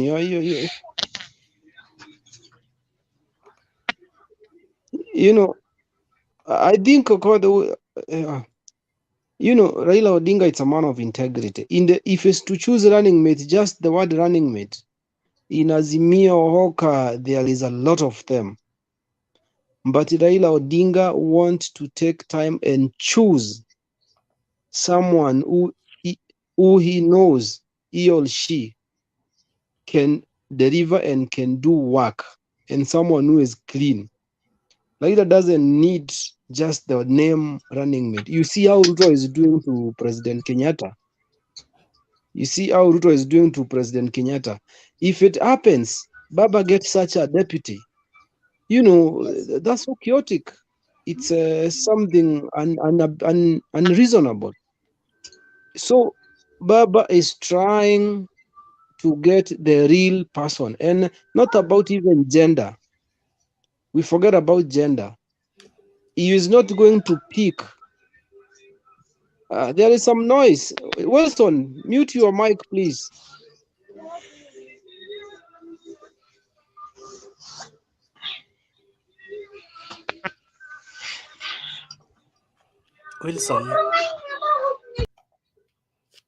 Wilson, good night. Yeah, proceed, Okay. Bwana Kinyua. So you see now about the gender, we should forget about that. Raila will not choose even Martha Karua because of the gender. If he chooses Martha Karua, it's because of integrity, not about the gender. Raila is looking for someone whom he can work with well and deliver, not the word running mate. Let me just go to the point of UDA. What the UDA is doing, what they want to do is to prove. They want to prove that they are not simple people. They are not focusing about the leadership. They want to prove that they are not easy people. And that's why, you know, when it comes into in a running mate, it's giving Ruto a lot of headache because Ruto is a young person and he is followed by most of them young and old. Like Mudavadi. Just imagine Mudavadi being a deputy president of Ruto. You see such a scenario. So, and he is very confused, either from Mount Kenya to Rigathi Gachagua or to go to Western, because nowhere else, either Western or in Mount Kenya. So there is a big task for UDA there. So for running mates, it's a matter of thinking and getting a person with integrity. Let me just talk a little bit about something Wilson talked about, the money, people being given money. You know, in politics, it's everybody's driven by what you want. And if you see the people who are like the deputy president started politics to campaign 4 years ago. So the second term DP has done nothing in the office. His work was to campaign. And you know, the people in politics, most of them, it's interest. And I assure and I tell people, Kenyan people, that the more the person gives money, when you elect that person to that office, the first thing is in business. Nobody gives money anyhow in Kenya. They give money at an exchange of something and with profit. So once the 4 years deputy has spent giving out money all over the country, by any chance, by bad luck, he gets that seat, the first thing is to reimburse himself the money that he have spent, ajirudishie pesa yake na watu wake wote na profit. And that's why tutakuwa tukilia huku, there is nothing is being done by the government, because yeye kwanza ataka kurudisha pesa yake. Maybe ametumia 50 billion, lazima alikabe 50 billion zake because mshahara yake ni kidogo sana. And Mr. Okoth, there is no way you can use your 10 million just to go to a place that you will get no benefit. How? You can't. Like me, I cannot use my money to go somewhere I'm benefiting nothing. I use my money where I know I'm getting something out of it. So even the deputy, the money they are giving, and everybody in politics, they have to reimburse themselves with the profit. So you can see, let me just go a little bit before I finish. Compare in 2013. In 2013, the Jubilee spent a lot of money. A lot of money. But you see the first term of Jubilee, what happened? The tenders, the contracts, the project was stalled because they initiated the project, they funded, but they are the ones who are contractors still. You understand? So the money was squandered, the project is stored, like the stadia, they stored, the dams, they stored, nothing happened, no roads in 2013, first term. And they come to 2017, the second term. See the work that has been done. You know, Kenyans, sometimes people and I'm going to cut on UDA, they hate history because they know history judges you. Look in 2017 to date, what has been done, the project that has been accomplished, mega project. Because of what? There is no, the work has been being done, no issue of theft, a lot like before. It is, but not like before. So for the people of Kenya, they should think, we should not elect a leader because he is giving us 500, 200, 1,000. Because with 1,000, you just spend it for 5 days, every day 200 shillings. Minus 365 days, you subtract 5 days, you left with 360 days. Umepea mtu hizo siku, hiyo mwaka yote. Useme times 5. So for all those days you have been umelipwa 1,000 shillings, ndio mtu aende akae mahali miaka 5. We should think. The last thing is for the youth. I'm a youth also. I must take this to youth. Let us not follow leaders blindly. Because I've come to realize that most of the youth who are following UDA, they are following it blindly because of the word sisi ni mahasla. But they don't know the meaning of how to follow this person. About the bottom up. No youth, not even a youth out here, a layman, even the leaders in UDA, they cannot explain about the bottom up in a way you can understand Mr. Okoth. Because even them, they don't know the meaning of it. So let us not follow leaders blindly. I give them a challenge on, look to Azimio. Azimio, they are talking about 10-point agenda. I remember since Baba started campaigning, he started with those 10 main agendas. Till today, he talks about those 10 things. Go to UDA, they have said nothing. What have UDA? It's nitatenga bilioni 100, nitatenga bilioni 50, nitatenga hii mouth. Thank you so much. So we should think as we elect these leaders. Thank you so much. If I get next time, I'm going to talk more. Thank you, Mr. Okoth.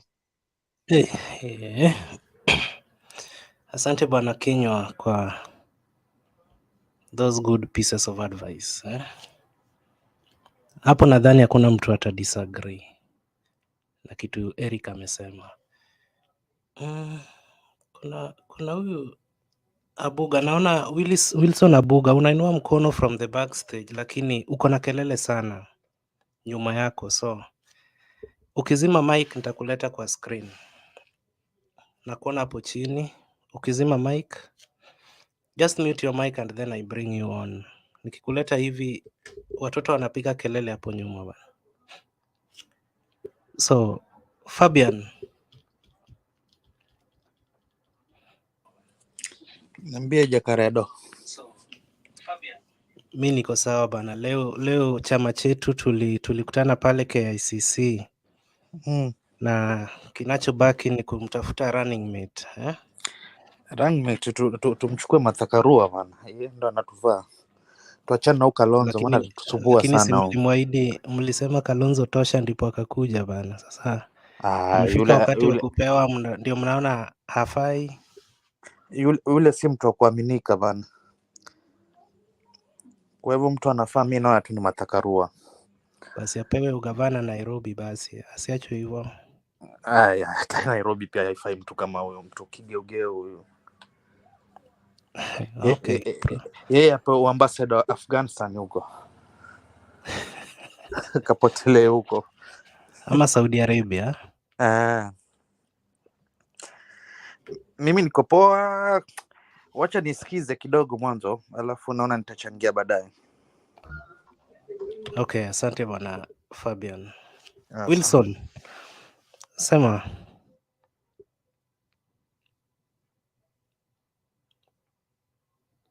Wilson, unmute your microphone na useme nasi.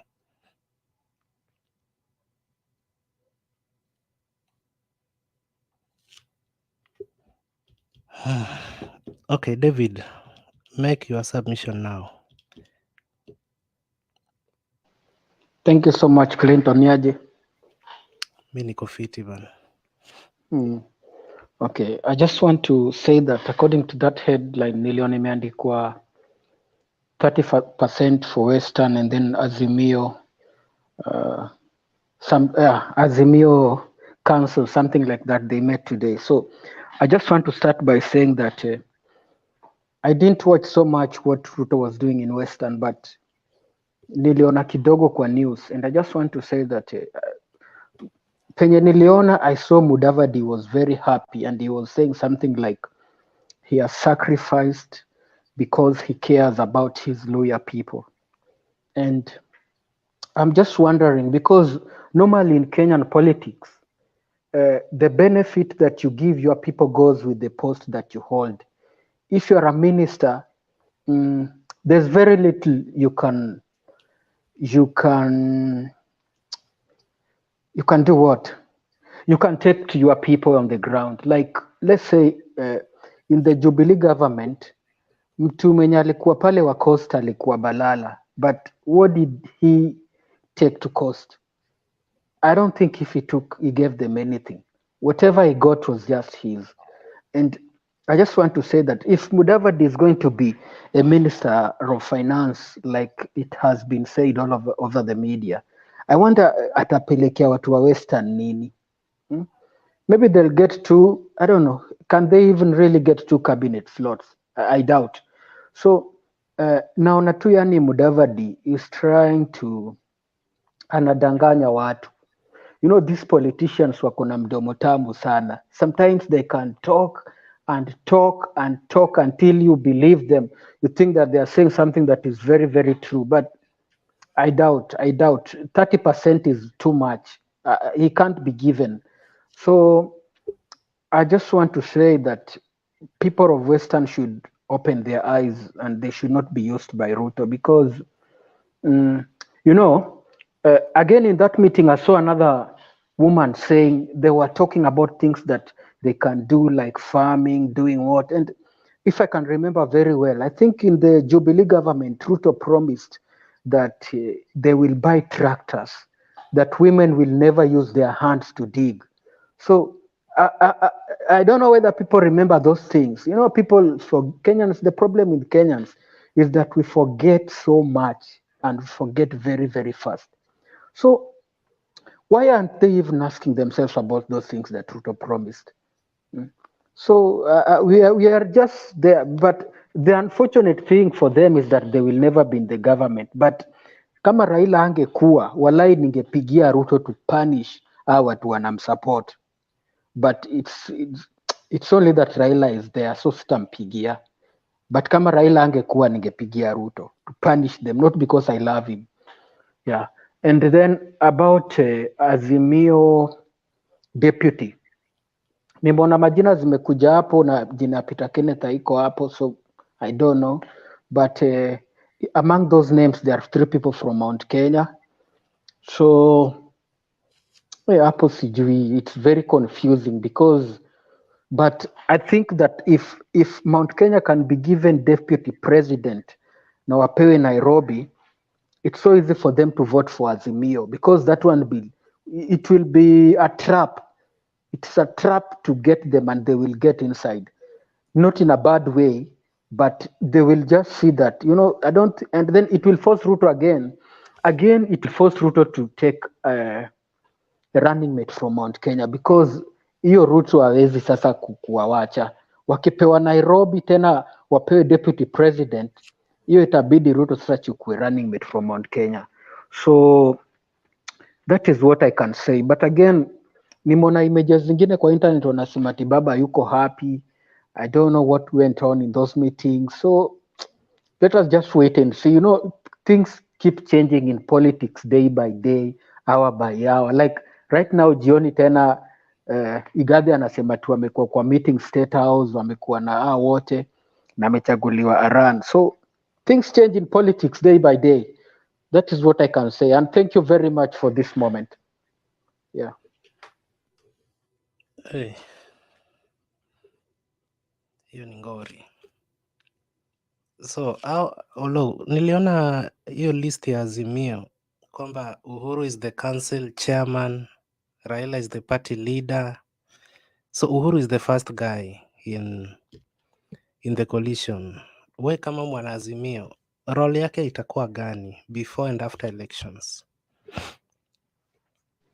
Okay, you know, me, I believe more understand politics than za Kenya sana. That's why I'm always very patient. And it is because mi ni supporter wa Raila na nimeona Raila kilose sana na lose because of something. First of all, lazima watu wajue Mount Kenya wako kwa deep state sana na wameshikilia power ya Kenya with a very tight grip.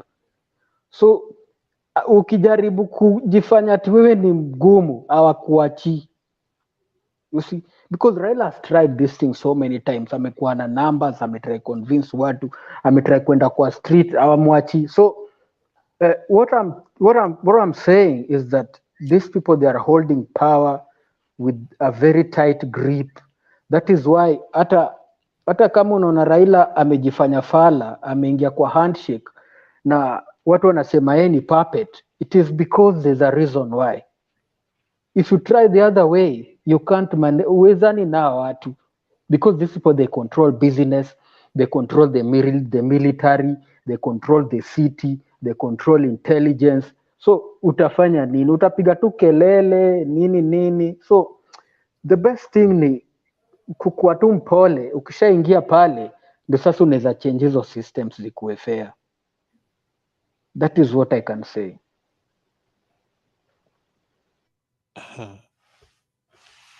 Okay, Kinyua, what is the role of the president, Kinyua, before and after the election? Okay. Thank you so much, Bwana Okoth. I didn't wanted to speak about the issue about the chairman, Mr. Kenyatta as a chairman and Baba as a party leader. You know, a chairman is always a chairman will be under the leader. But by the look of things, the way things are, the chairman that we have, it's too powerful. People should know that it's too powerful. You know, you cannot compare, like, see, Murathe in Jubilee. Do you know Murathe ameangaisha watu Jubilee, alikuwa anaangaisha watu sana Jubilee, ile kitu alikuwa anasema ilikuwa ina come to pass kwa ukweli. The issue is this, you know, in Mount Kenya, we need someone who can negotiate for us. Someone who has a power to negotiate for us also. Because if we put someone who is going there because of his own interest, his own interest, sisi watu wa Mount Kenya tutaumia. And that's why we are trying to fight this yellow fever at least in Mount Kenya, so that we be our own boss with our party. So Uhuru will be there as a chairman, na atakuwa watu wa kumake decision kwa coalition, not in the government, but to kwa coalition. You know, the president akishakuwa elected, akishakuwa sworn in, hakuna mtu wa kumcontrol.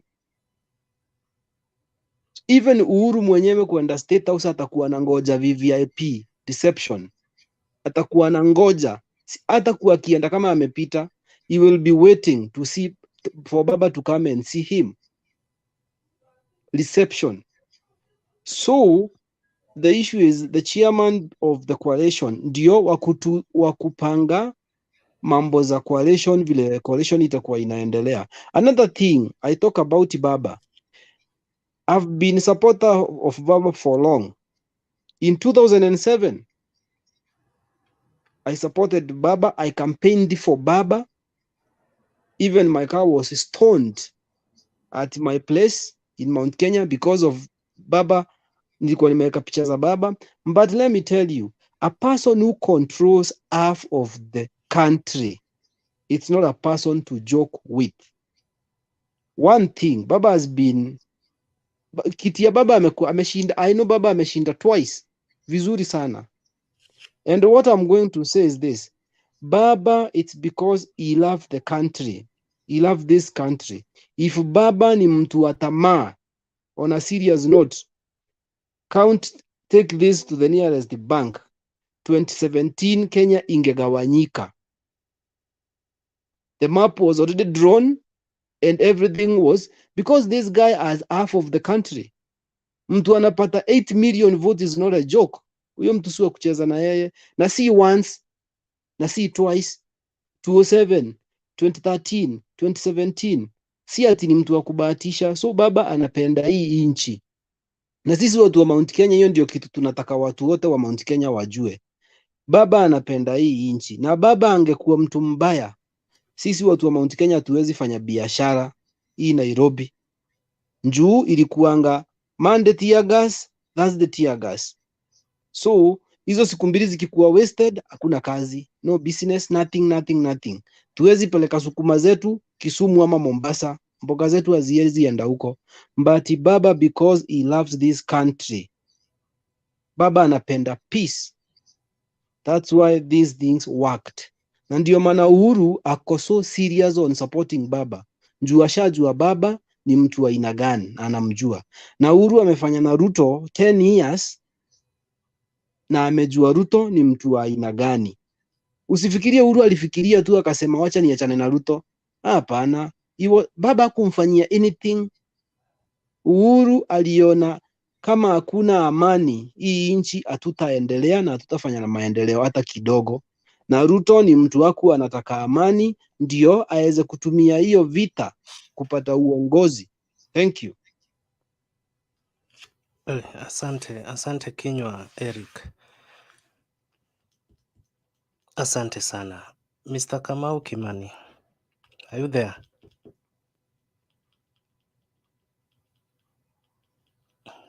Maggie? Habari zenu. Poa. Nimeona, is this a different Mtembei? There's one which have been on, but today I see, yes, I know Duke, I know Kenywa Eric, I know Douglas. So it must be a different one, but anyway, your topic, it's not even rolling anywhere. Magi, huyo ndo mwanzilishi wa Mtembei huyo, Jakaredo. Oh, thank you. I didn't know anyway. Maybe because nearly joined too juicy. That's why I know Kina Duke and the rest. Okay. Bado tuko one family. Yale munasema, the way Kenywa has put it, I think Kenya we really need maombi saizi. There's so much confusion which even me as a person, I've started to think of and have so many questions in me. What is going to happen? And what is the way forward? Anyway, I've never been for Ruto because Ruto has got so many baggage on his shoulder. Scandals day after day after the other. Raila has really tried for the people, but the wrangles of Nairobi gubernatorial, I don't know Mombasa, I don't know where, all these things are worrying. What can be done about them? And can't we just have sober-minded people who knows, okay, this thing I really wanted it, but truly it might not be mine this time. Then they just give a chance. What is happening in this coup? What is happening, and especially in Nairobi, kupata tu mwenye anashika hapo imekuwa ni ngumu. I don't know what's a big deal in this governor's leadership. Must they be there? And this politics of ethnic politics, surely, is it really helping Kenya? Because I heard some people are saying, oh, when deputy president will be from Mount Kenya. The governor should not be from Mount Kenya. I don't know what should not be what. You know, it brings a lot of confusion into some people's minds. Then, what is the big deal? Does the Mount Kenya, did Uhuru take Raila for granted, or did Uhuru take Raila to use him to get this power back because he knew his tenure was out, and now he must, Mount Kenya must continue to rule, which have they been ruling, but do Mount Kenya, do they really enjoy? I think the same price buying unga is the same price the Mount Kenya people are buying unga. Maybe with them, they're even more, they maybe get finding it more difficult than we are finding it. What is this big deal? In fact, that has been my question. If you people may talk more about it and tell us about what is going on in this rankle of governor leadership in Nairobi, probably I'll be highlighted, because some people, we just see you people talking here, but we don't know what is going on. I'll talk again later. Okay, asante Maggie kwa maoni yako.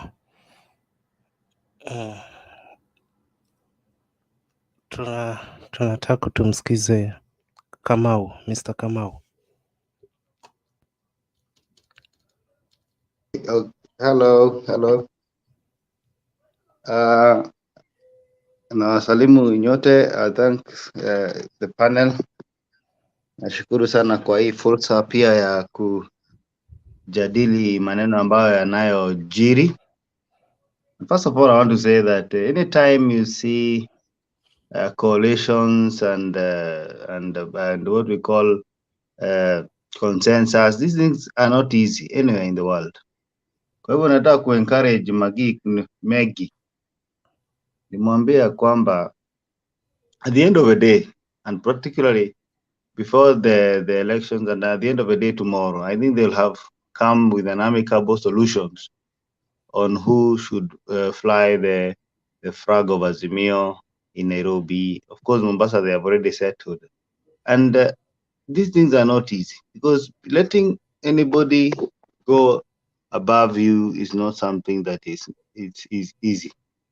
I, as an Azimio person, I even find that Kenya is even better, because in some countries, when you're having a coalition talks and those negotiated democracy, they are fights, people die. But now the only thing we have here is give and take. Yeah, we want to see a more balanced, Azimio group. We believe that if it is Azimio la Umoja, then what we should be propelling more than anything is Umoja, so that everybody feels part and parcel of the movement. The issue of a chairman of Azimio as the president, me personally, I am in Azimio because of the president. And you know, he is representing my vote and representing my view. And being a chairman, even if you look at the biggest parties in the world, and particularly in Africa, ANC in South Africa, even the party in Tanzania, I think CCM, you'll find there's a chairman. But chairmans of parties are just a structure of how people operate. But I don't think that will affect the president when he's elected. I don't think, in fact, there will be any role of a chairman in the presidency of Raila Odinga, because chairmen will be there, but they have no constitutional mandate to direct the president on what he should do. They can maybe advise or negotiate on some things, but I don't think it's something that should trouble anybody. Uhuru's Kenyatta vote and my vote are very important. and Karonzo vote and Giru and all those are very important. And that is why we are saying hapa ni kuvumiliana, kupembelezana until tuone kwamba baba ameingia Ikulu. Mambo ya who gets what, when and how, that should not be a primary issue. That should be a secondary issue, whereby we have because the most important thing, and that is what I keep telling Kenyans, is to let this country continue in the same level of democracy, the level of growth, rather than going back where we were in the days of Moi. I think that should join us or make us realize where the war is. Kwa hivyo kwa maoni yangu So mimi Mr. Kamau. Yes.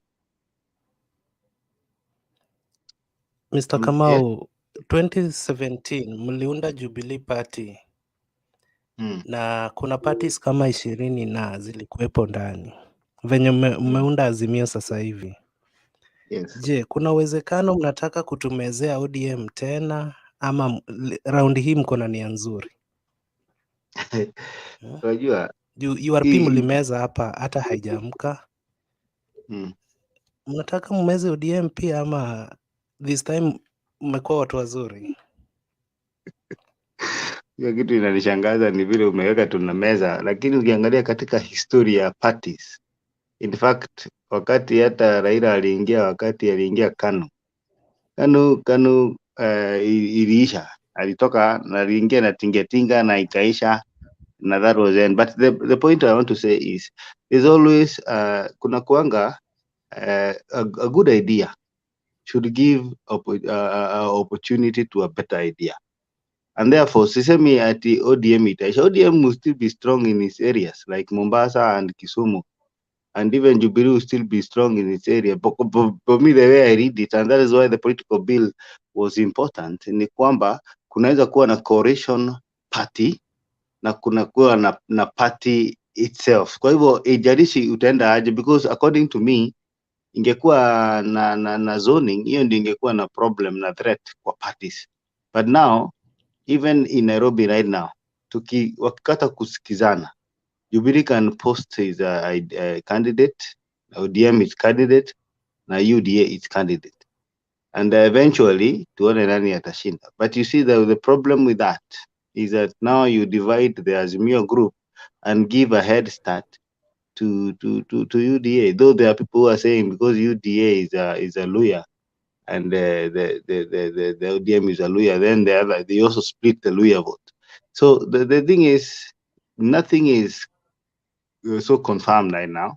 We don't know what will happen in the near future, but coalition building is not easy. We are building coalitions. We are trying now and then to get to a point whereby we can have, for example, two parties that are major, like in the US and in the UK, where there is a Democrat and a Republican. But for now, I think we are on the right track. But ODM, don't fear about it. If ODM can go and get a better party, I know where the fear is. But I'm just saying that at the end of the day, if we can grow to a point where we're very strong.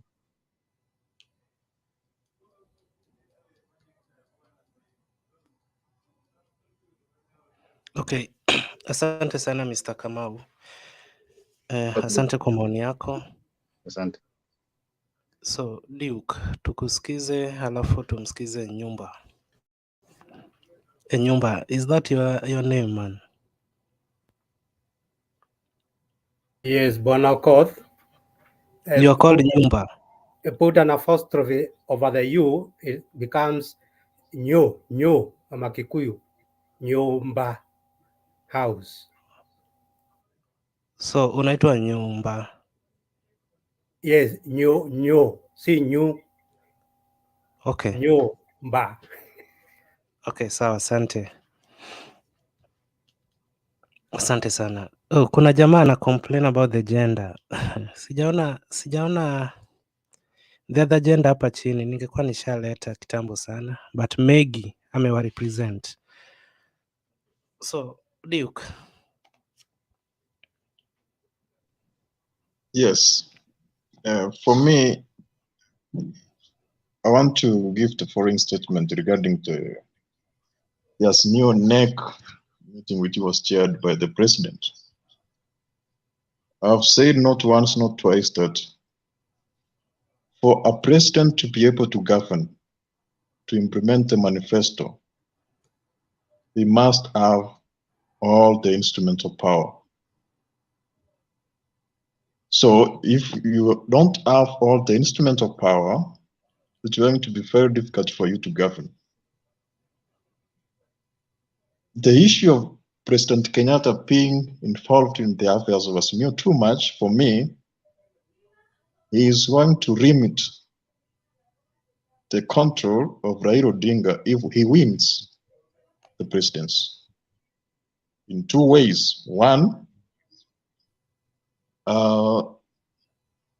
he is campaigning across the country and is going to have maybe some significant number of members of parliament, maybe from the Jubilee Party. And those, he is going to control those members of parliament. And therefore, if Raila Odinga will not stick to the agreement or will not address his concerns, he can threaten to turn those MPs from him. To start those he will actually try to make those MPs oppose him. And considering if Ruto does not win, he will also have a significant number of members of parliament. If the two groups combine, that will be very intimidating to the Raila Odinga if he wins. So for me, I'm very worried about the interest of Uhuru Kenyatta in the Azimio. I feel that this guy wants to have Raila Odinga as the president, but with control, where the president does not have the total power. You remember, like in 2007, we agreed to have a 50-50 government. But in real sense, Kibaki was having more power than Raila Odinga. So I'm feeling that. So that's why I'm worried about the activeness of the president in the Azimio, considering that he is going to retire. Talking about the issue of the running mate, one of the outstanding occurrence within today is that Musyoka came in after the president. It's like there is some push on who is going to be the running mate. And it's not going to be easy. For me, what I would propose is this. If those members agree on the formula of picking the running mate, for instance, they say all the members of parliament who are affiliated to Azimio will vote to determine who will be the running mate. It will be very easy. By trying to make individuals agree, it's going to be very difficult. For me, this consensus of trying to make people agree on who to, like zoning, I'm against that. It's like making democracy to be undemocratic. There is a book which is called How Undemocratic Democracy Is. So it's like, instead of having democratic processes where individuals pick who they prefer, they want just to have a talk, very few individuals to decide. For me, if actually on both sides, the easiest way to pick the running mate is we agree on the formula of selecting the running mate. That one can be very easy. Also, the issue of the deputy president giving 30% to Western, for me, that's okay if it will be factorized. From my perspective, I feel that the people from the mountain should stay away from the government, whether it's Azimio or Kenya Kwanza, because these people have been in power for too long. You can imagine 20 years, one president for 10 years and another one for another 10 years. And now it's like they want an entitlement of being the running mate. And in the current affairs of the Kenyan politics, the deputy president is a very powerful person.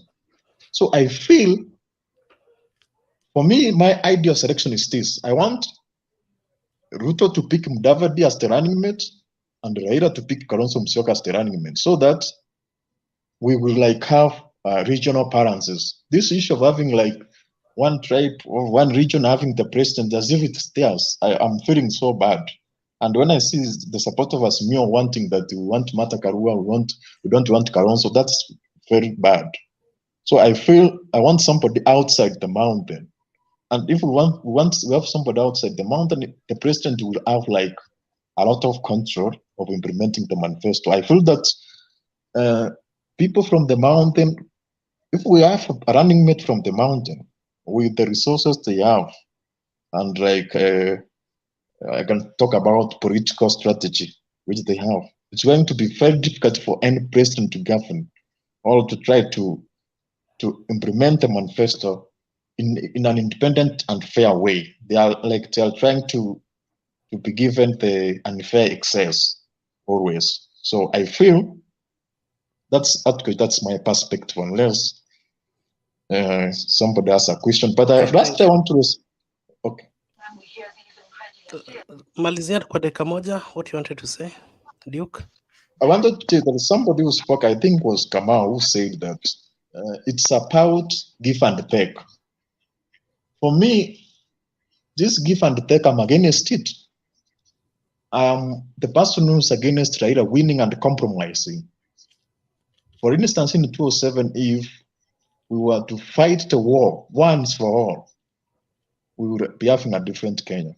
All the countries we see across the world, those who are the countries which are successful, the US, the European countries, they have seen civil war and serious events which has meant the individuals to be very steadfast and to be very to embrace democracy and not just to compromise. So I feel that you should not give and take, but it should be what is right and what's wrong. For instance, if you have won and somebody has taken your votes, you should not come to negotiate so that you share power. The person who has won should take all the government. So I'm against giving and taking, but I'm of the view that what's right must be followed and what's wrong must be opposed. That's what I can say. Okay, thank you. It seems there are so many disagreements within the panel. Nitaanza na Mr. Kamau then Olo. Ikiwezekana iwe kwa dakika moja, Mr. Kamau. Haina shida. My, you know, when Duke is speaking, I wonder whether he is cognizant of the Constitution of Kenya, because there is nowhere where that it says that if Raila becomes the president, then he cannot rule because the chairman is Uhuru Kenyatta, or the deputy president comes from Mount Kenya and they have a lot of money. That is not constitutional. I think you're arguing out of lack of knowledge, and I would like to tell you, I'm in Azimio because of Uhuru Kenyatta. There are people who are in Azimio because of their leaders.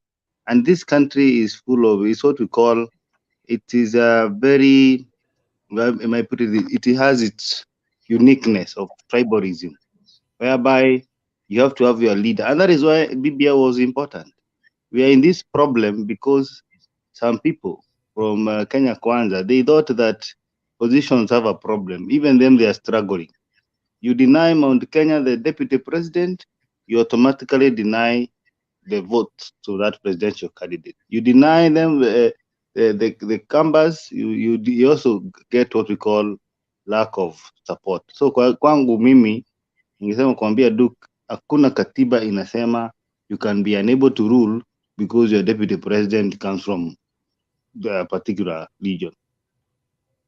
Comes from? Because he Okay.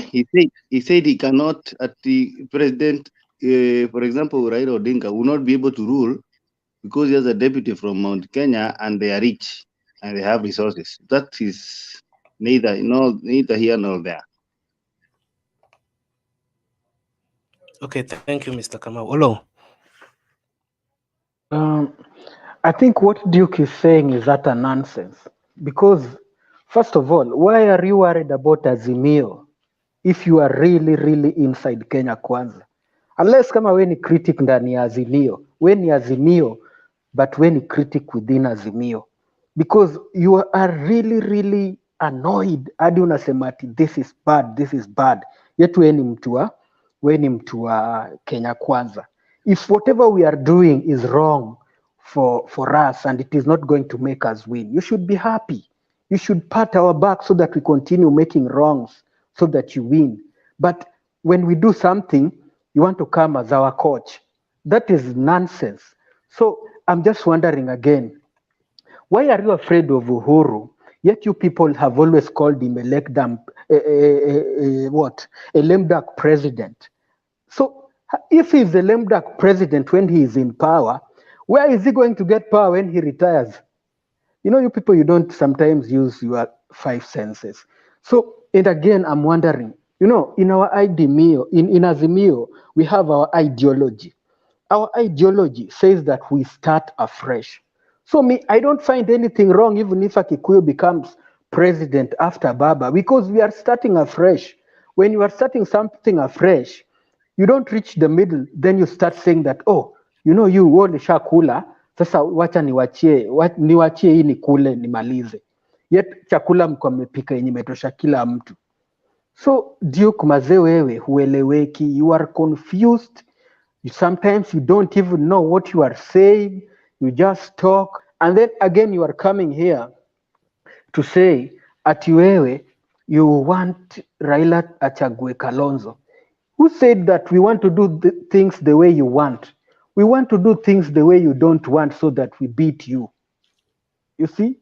Because who said that the things the things you people are doing in Kenya Kwanza, we like them? Eh? We are not here to please you. We are here to make you angry as we take power. So hiyo mambo ya kusema ati you will wait for us to do what you want until you will turn into a skeleton. So I want to rubbish all that you are saying, that they don't make sense to us, Mr. Duke. Thank you very much. No, you are using very, very strong terms. So umesema watangojea sana mfanye vitu zinawapendeza. It's all right. It's all right. So kila mtoto acheze kwao, which is also okay. Kinywa bana, situsonge ama kwa sababu mlitajwa Kinywa. 1 point. Yeah, Let me just say just one point. I just wanted to go back to Duke. You know, because of the word term leader. You know, Duke, I want to tell you, we go to the ballot to choose our leader as our representative, meaning we entrust them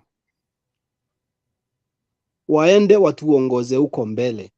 So talking about the boardroom meeting of few people sitting and discussing, that has no to affect, because those are our leaders. If I choose a leader and he go and negotiate for me, I choose a leader because I cannot go there to negotiate. Our leader will go and negotiate for us. That's why we entrust him or her with that mandate to go and represent us. So even if they go and sit down 10 people and discuss about the nomination or whatever, they are our leaders. So we voted them. Ndio hatuwezi enda huko sisi, hatuwezi fuatana kutoka Mount Kenya sisi wote tuende KICC kuongea. So our leader, that's the meaning of the leader. Kila mahali kiongozi ni wa kuonyesha watu njia na kuwatetea na kuwaletea vitu nyumbani. Kiongozi ni kama baba wa boma. So that's my point I wanted to make. So let that not put down about leaders. Even if they be 5 of them and make a good decision, we are okay with that. Thank you. Mr. Kinyua, what will happen kama Raila na Ruto wote watakuwa na running mate kutoka Mount Kenya? Wewe kama mkazi wa Mount Kenya, paint the picture tuone. It will depend with the type of running mate you take. So for example Kenya Kwanza wako na Rigathi na hao wengine wako na Martha. Tumia hiyo example. Let me say it here categorically. If Ruto gets Rigathi as a running mate, asa ukura za Mount Kenya. If he does, We know Rigathi was a DO in Molo. We know what Rigathi did when he was a DO. We have history as a Mount Kenya people. When Rigathi was a DO and Moi, we know what he did for us. He used to betray us. So huyo ni mtu hata hatuwezi shughulika. For integrity, Martha Karua is a very principled lady. Na Martha Karua ameishi kupigania haki za kikatiba na constitution. And other people from UDA, they want to benefit from something they have never fought for. Mr. Okoth, look at this. Constitution 2010, Ruto opposed it. He is the beneficiary of it right now. He insulted the president the way you want and he can never be sacked. Aya. The BBI, it was benefiting as Mount Kenya. Even him himself, he was against it. The amendment, the political amendment bill, he was against it. Hiyo pia And ilikuwa he is the inawasaidia one kama now. Mount Kenya. Hiyo political amendments bill Ilikuwa inasaidia kila mtu. Ilikuwa inasaidia everybody. Hata DP Ruto mwenyewe na alikuwa anaikata. So these are the people who want to benefit from what they have not fought for. Martha Karua has fought for constitutional a lot of things and his integrity ya Martha Karua iko juu sana. So let us not argue about the UDA coalition because it's an UDA coalition. So for that purpose, it depends with the running mate they will choose. Thank you. So UDA wakichukua running mate kidogo tu. Okay. Can I Ruto ask a question? Ruto asipomchukua Rigathi Gachagua achague mwingine, mtampea? Hapana, hatuwezi. At least atapata maybe a little bit. But history ya Rigathi Gachagua tuko nayo. And Okoth, let me say this, Mr. Okoth. You know, after tomorrow, next week, after we submit, after the primaries, everything is done and things are submitted, you are going to see now the politics of Jubilee in Mount Kenya. The Red Army will be unleashed from next week. The Red Army. And trust you me,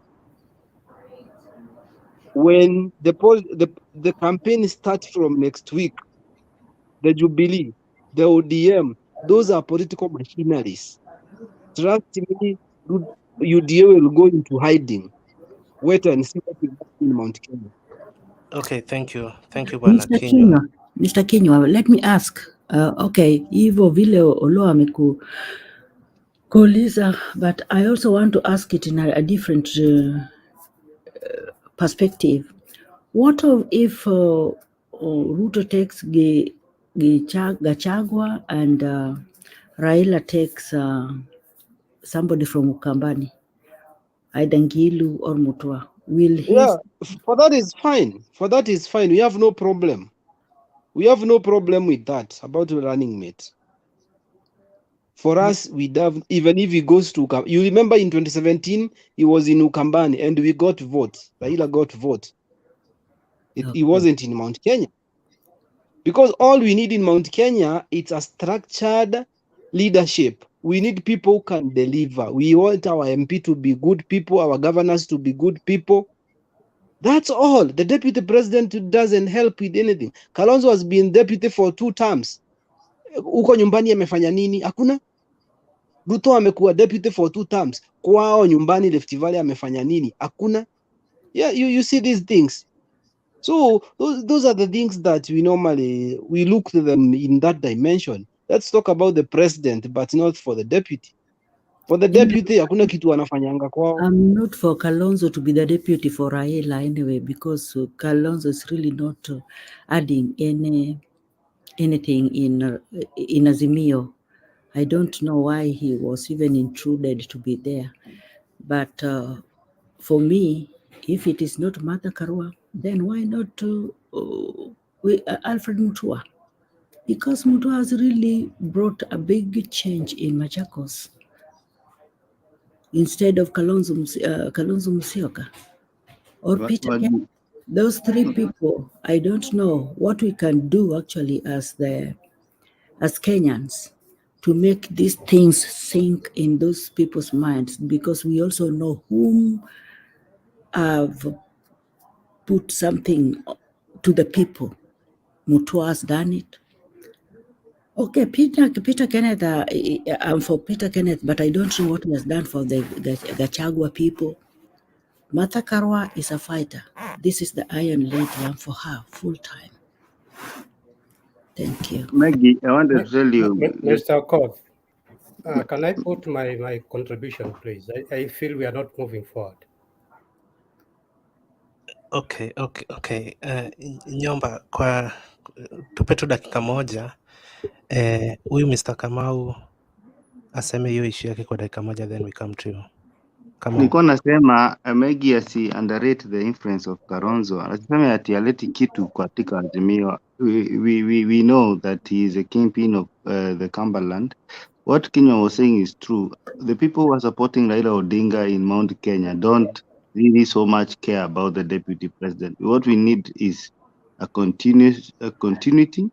In fact, if Kalonzo can be given, we are still okay. We find he's more favorable and a better team to support. Mr. Kamau, in this scenario, I don't agree. Please. Okay, Let me contribute.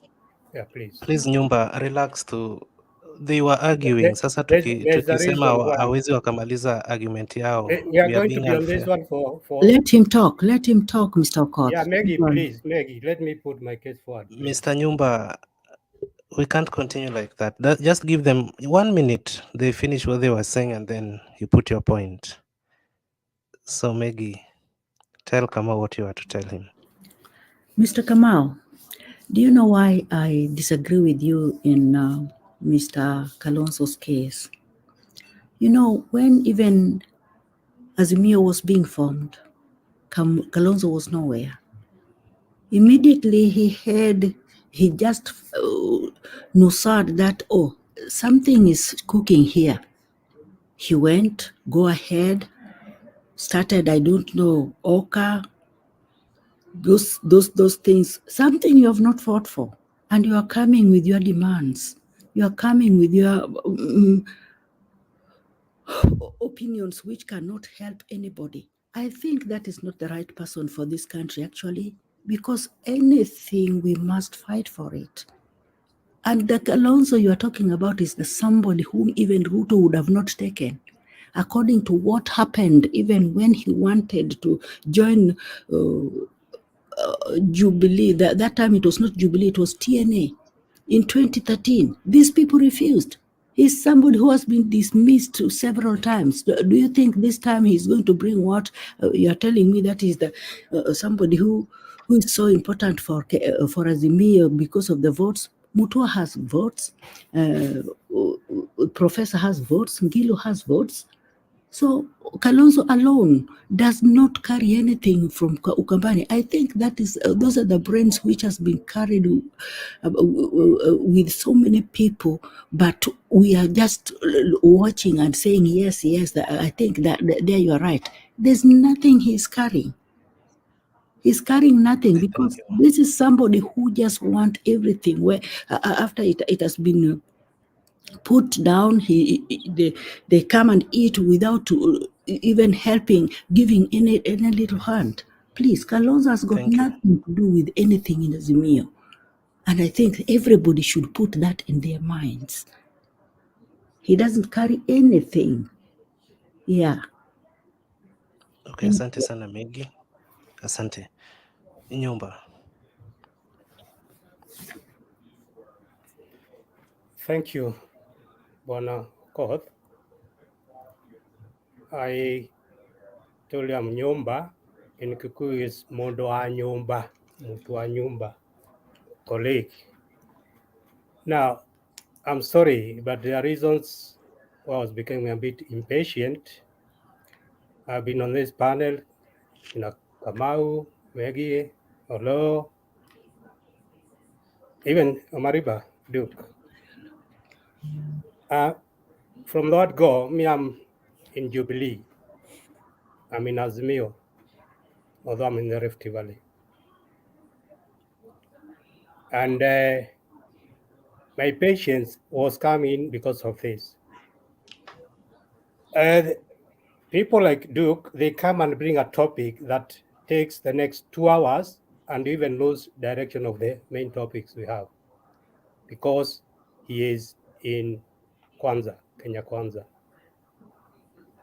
And I agree totally with Bwana Olo, David, Bwana Kenywa, and Mr. Kamau, and partly with Maggie on what they've said. How can Duke come and advise us, Azimio, of how to win, the combinations that win, whereas he is in Kwanza? All his advices will be misleading us for us to fall.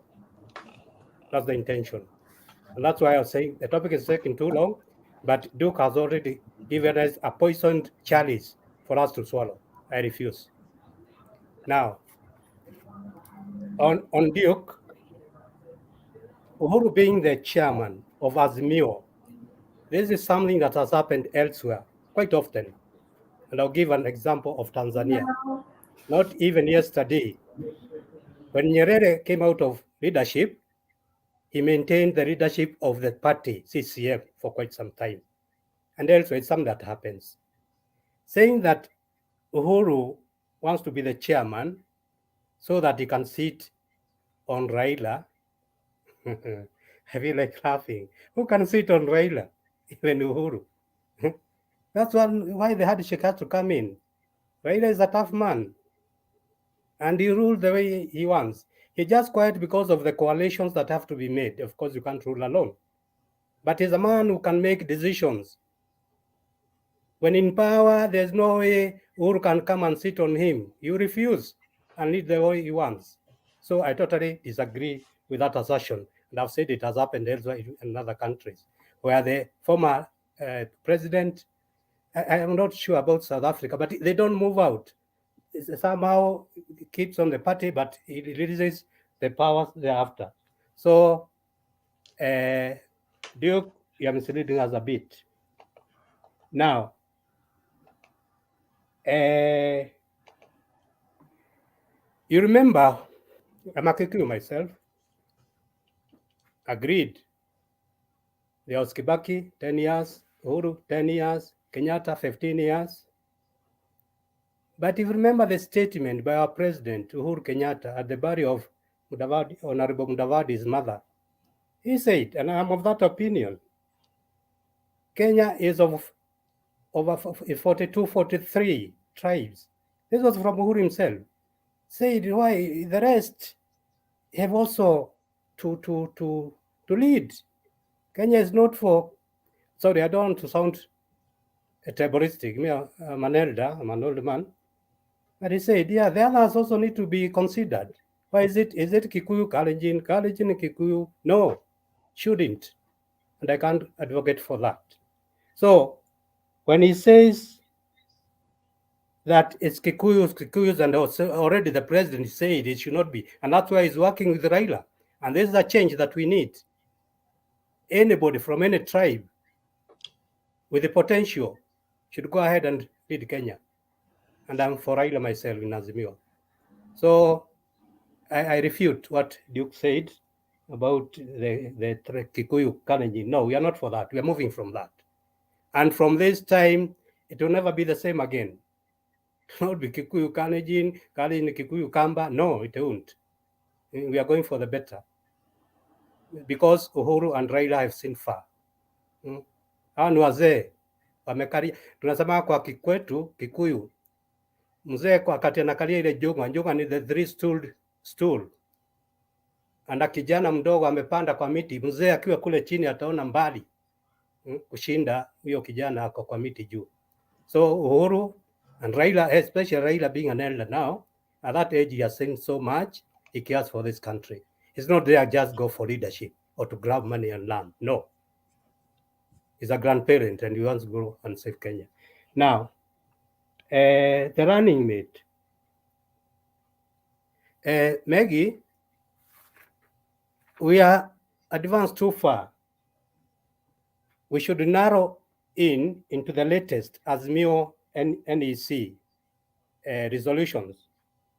They have earmarked Martha Karua, Joho of Mombasa, Kenneth Peter, Kalonzo, and Munya of Meru. Kina Motua, Kina Ngilu cannot come in now. We have to narrow on those three. And finally, the deputy president who is going to assist Honorable Raila will come from those. I repeat, Martha Karua, Honorable Joho from Mombasa, Peter Kenneth, Kalonzo, and Peter Munya. One of them is going to deputize Raila Odinga. We are too far, we can't go more than that. On Kalonzo coming late to the meeting, Kalonzo has been a nuisance to the Azimio. Maybe I agree with you.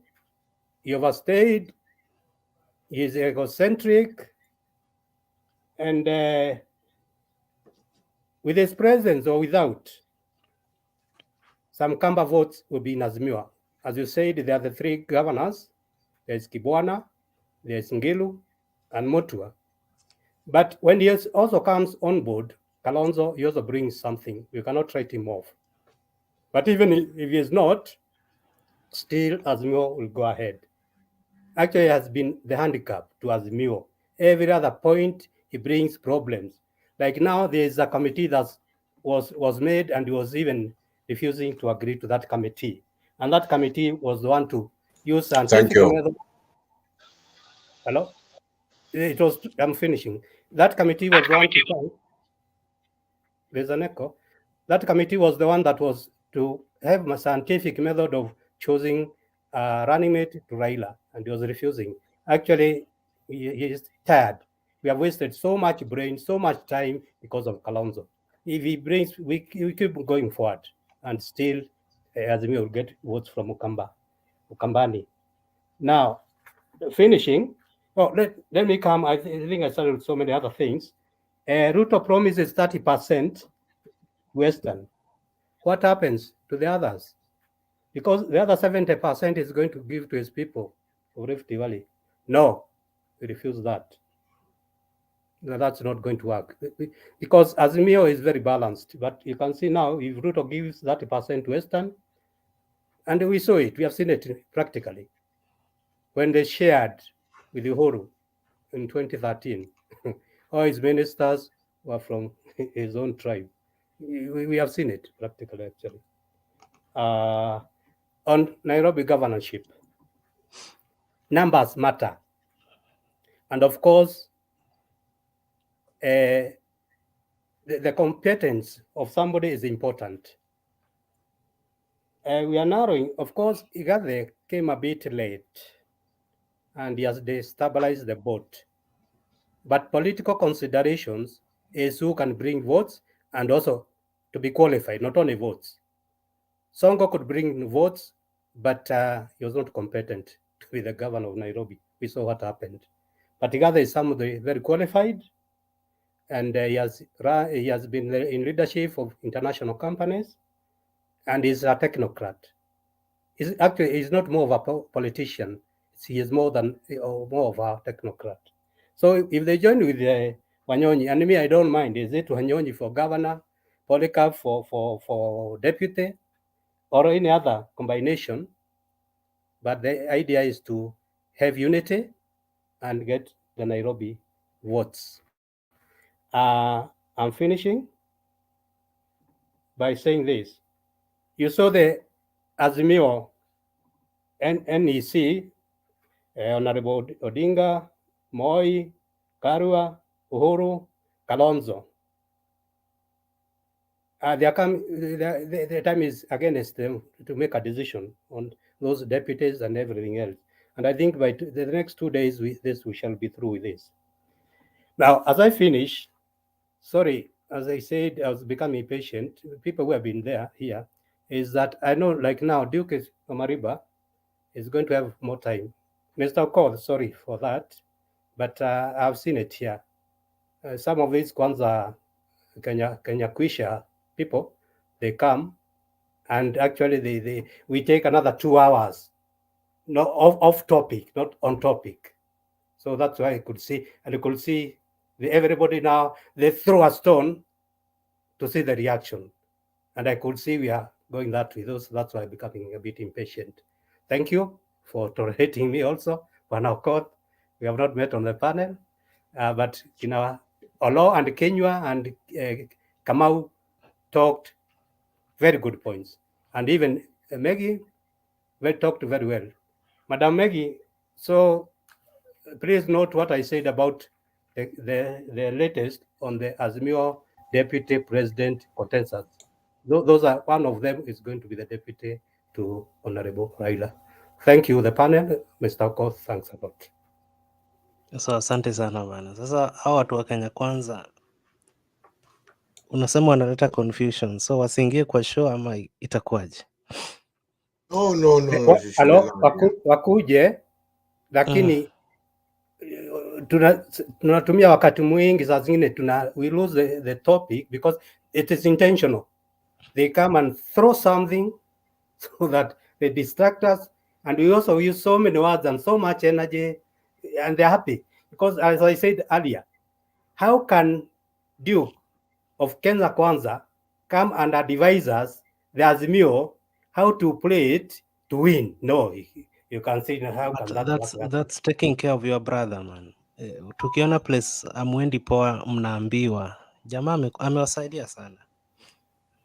So nyinyi kazi yenu ni kuchukua advice.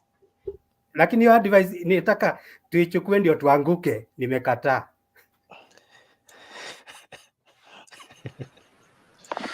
Then man, you can proceed and advise yourself. Ukisaidiwa utaki. Then okay. Asante. King Cobra, you wanted to respond kwa dakika moja, then tumsikize the next. Okay. The next thank you very much, Mr. Okoth. You only give me 1 minute. That's unfair because some people have been talking for more than 30 minutes. Okay. However, Okay. You just said you wanted to respond to someone. Okay. Let me take that 1 minute. Okay, let me just take that 1 minute. Wait. Okay. So, okay. I got it. So, first of all, when Mr. Duke started argument his submission, he was of the opinion that he doesn't know, if I'm not misquoting him, what powers will the president have? That's if Right Honorable Raila is elected. And from my understanding, he was really concerned with the involvement of our beloved President Uhuru in this campaign, and also being in the governing council for the Azimio. I would like to ask Mr. Duke a few questions, which maybe they can address his concerns. I don't think Uhuru is trying to shortchange Mr. Raila. Baba is not a kid to be shortchanged on a short notice like that. Unless you are born before yesterday, Baba's been there from time memorial, and he has stood for what he believes in. And of all those candidates, he's the only person who has got a record of consistency. For that matter, I would beg you to withdraw that remark that Baba is a puppet, or rather a project of Uhuru. And I want to be very patient when replying to you. It appears you don't understand the politics of our country. I'm not facing you directly, but most of people, you only look at the face value of our politics. Most of the decision in our country, who is going to be the president, it's decided in the boardroom. You can go and make all that noise on the streets. The position of the president and the vice president is determined by a clutch of a few individuals who are businessmen. They don't have a bad intention of getting involved in our politics, but that they are to protect their interest. They are famously known as Mount Kenya Mafia. Please be informed that when I use the term Mount Kenya Mafia, I'm not including all my Kikuyu brothers. I'm talking about those rich, filthy rich businessmen from Mount Kenya region. And that said, I'll move further and try to address the issue of the DP selection. There's never been a time in our politics where it's so important for us to pick the right person as the DP of our country. Do you know why I'm saying that? Here are my reasons. First of all, Baba, you people, is a common talk to everybody who comes on this channel, saying that Baba is a one-term president. Sometimes I tend to agree with you, but sometimes I think it's a speculative kind of narrative. Yes, this man has suffered for us. I want you to understand. He has been tortured. You don't know what it means to be in detention. And that could have impacted his health. So we know what's going behind doors, and that's why people are so concerned about the selection of the VP. The time will come. Thank you. I'm going to stay here until I put my submission across. Thank you, Mr. Okoth. Hey, King, you've not even submitted, yeah? You are think still he was waiting to submit. I'm not. I haven't. I was just trying to address Duke, who has got the audacity of lecturing us about Baba, and we cannot sit back here and listen to him talking evils, things that he cannot even substantiate. Okay, thank you. Thank you, King. Penny Nyagaka. Yes. I wanted to ask Duke a question and a statement and a question, because it doesn't matter how many times the leadership goes to the mountain or go to the Rift Valley. Are they following the Constitution? Why is it that in America, it took over 200 years before they can get a black president? They were following the Constitution all that time. Duke, the gentlemen in Kenya now leading are breaking the Constitution. If any country follows the Constitution, then you get the leadership. How you get it? Is your feelings that the Kikuyus and the Kalenjin should not rule? That's a feeling. It's not the Constitution. Let us go there. Duke, you are one of the best.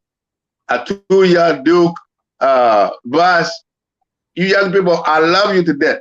But don't go to that argument that there should be Kikuyu here, was there. No. Let them put the argument together that can make a lot of people follow them. That's it. That's how democracy works. It's the majority, not police, not anything. Thank you, Kijana. I'm sorry. Thank you. Okay, asante Pen Nyagaka.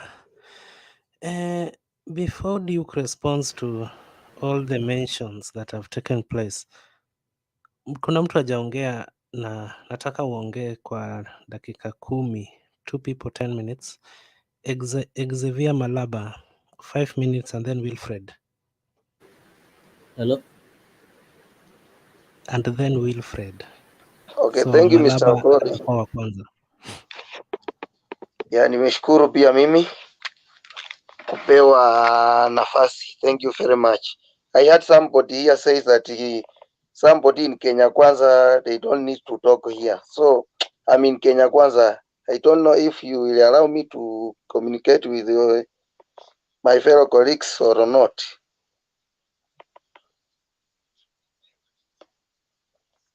Yes. Man, This proceed is and a good make place, man. your This is a good submission. place. Okay, I'm just asking one question. You know, my friend hii alisema hata watu wa Kenya kwa sijui wanaongea mambo imekuwa mingi sana, sasa wasikuja hapo wakiongea. So that is why I'm asking one question. Niongee ama nisiongee? Okay, Mr. Xavier Malaba, tunakuja kwako kwa dakika kama tano bado unauliza zijazo. maswali. I think such like people, Mr. Okoth, just take them to quarantine because they're Okay, wasting thank time. you. Thank you, Maggie. Take them to Wilfred? quarantine. Wilfred, proceed and make your submission, Wilfred. Thank you, Bwana Okoth. First time here, but I'm always around the messaging. So it's raining around, but I hope the rest of the panelists can hear me. Duke, you can hear me? Thank you. So my contribution strict to the topics of today. KKA promising 30% of the government. Now the question is, Western Province is 1/10 of the population of Kenya. So if they were to be promised anything, which is a preserve of all Kenyans, like the government, then 10% would be admirable. Now, considering that the person promising is also well known for favoring his tribesmen when giving the positions, we can only look at that as bait so that Western can vote for UDA. There is no other way you can look at it. Secondly, it is pen on paper that Polycarp Igade will be running on the Azimio ticket for Nairobi governor, deputized by Tim Wanyonyi. That was in the news at 9 in Kenya. I think the main reason for that is the balancing of seats. When you have a big coalition, the main brothers have to see inclusion. Now that Raila will be president, it is only honorable for the second largest shareholder, who is Uhuru Kenyatta, to get a chance to have Nairobi. And then deputized by Tim Wanyonyi from Western. Now that they already have the opportunity of getting the senatorial seat by through the SG of ODM, Sifuna. Thirdly, somebody said that the running mate position is not necessary for Mount Kenya. That is a big lie. In fact, Mount Kenya, in the opinion polls, has the highest number of undecided voters. So any moment any presidential candidate makes a mistake and throws the running mate position any far away from Mount Kenya, they have the opportunity of being sidelined by the voters. Second, lastly, Kalonzo should forget about the running mate position. In fact, in my opinion, Martha Karua was selected as the running mate the day they met with Raila Amolo Odinga in a televised, in a partially televised meeting. Raila has not met any other candidate for a private talk. Raila has been refusing to meet Kalonzo except when he is going to put off a fire. And even today's facial expression, Raila was not pleased by one Kalonzo returning us back to trying to discuss the running mate issue. So what is happening is that they are buying time until such a time that Kalonzo can go nowhere and Kalonzo's effect will be minimal. Lastly, Raila will be leaving for USA, and I believe he needs that break, and also he needs to gather more funds. And Polycarp Igade being fronted is a thank you for the Mount Kenya businessmen for supporting Raila Odinga financially. Thank you. I'll be listening to the rest of the submissions. Hey, Wilfred. Asante for your whatever, for your submissions. Asante sana. Thank you, sir. Yeah. Kuna mtu alikuwa hapa, somebody Malaba, simwoni hata hapa chini, pengine ametoka, so tunamngojea akirudi ataongea. Kuna mtu hapa hajaongea kweli. Alex. Niongee kidogo. Nani? Huyu Beli, niongee kidogo. Niliuliza swali lakini sijaongea. Imagine sioni mtu mwenye anaongea. Penny Nyagaka. Okay. Okay, Penny, before you talk, Penny, let me give Duke like 2 minutes. Duke, you can respond in 2 minutes, man. No time. Okay, let me summarize. First of all, there is an accusation that I diverted the topic, that being a Kenya Kwanza supporter, I cannot talk on the issues related to Azimio. First of all, I was contributing to the topic. There was a topic about the Azimio NEC meeting, and the key discussion was about the position of the running mate. Therefore, it was right for me to give my opinions and perspectives. I will start from those who are here. Some individuals asked a question and moved out. I don't want to respond to them because there's no time. I want to start with Maggie. Maggie said that Kalonzo Musyoka was not there when Azimio was being formed. But I want to inform her that politics is about what influence do you have. After all, it's about the number of votes which a person gets. That's what can make that person win. Therefore, the key consideration should be, if we partner with this individual, can we win? For instance, in 2013, Ruto and Kenyatta were not on the same party, but because both of them were heavyweights, they combined and then they were able to deliver the presidency. So that's the key. So most individuals in Azimio hate Kalonzo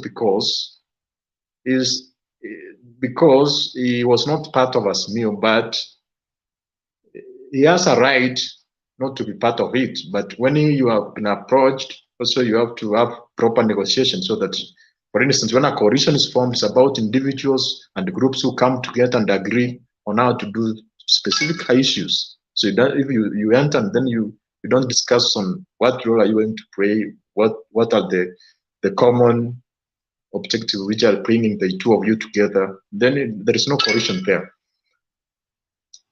Also, on the issue of Mount Kenya, I was not saying that they don't have the democratic right to be the running mate or the deputy president. I said this. I was considering that the fact that they have held the president for a long period of time, 20 years, and we are more than 42 tribes. There's a person who has said that the Luhya are 10% of Kenya. Also, the Kikuyu are 12% of Kenya, you see? But the media, the fake media, and because they have influence and will try to magnify them as if there are too many. Actually, they are ahead of Luhyas by a very small number. So that magnification of the media, maybe because they have resources, they control the key institutions, they have infiltrated the military and all the key sections of the government. That's what actually tries to magnify Mount Kenya, but it's actually, they are not such big. So I was just giving my opinion. Also, about the president controlling Raila Odinga, I did not say, again, I was not talking about him being against the constitution. For instance, we know the constitution allows for impeachment of the president. Excuse me, Duke. How many minutes do you need to respond? I said 2. And it seems you want to respond even to those who are not here. So how many minutes do you need to respond? I'm on my last point. So that's dakika ngapi? Moja, that's sindio? Okay, yes. Sawa. Malizia.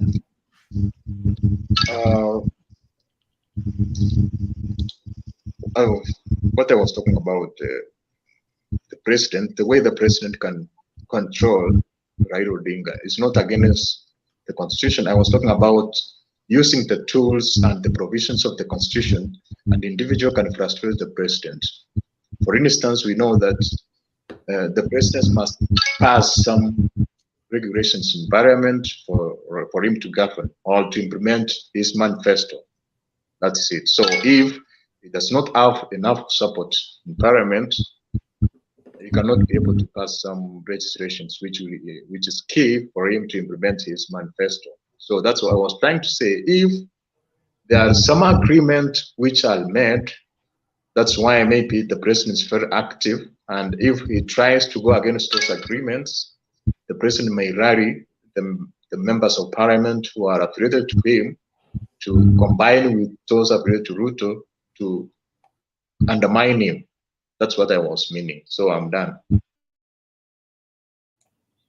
Okay, thank you, Duke.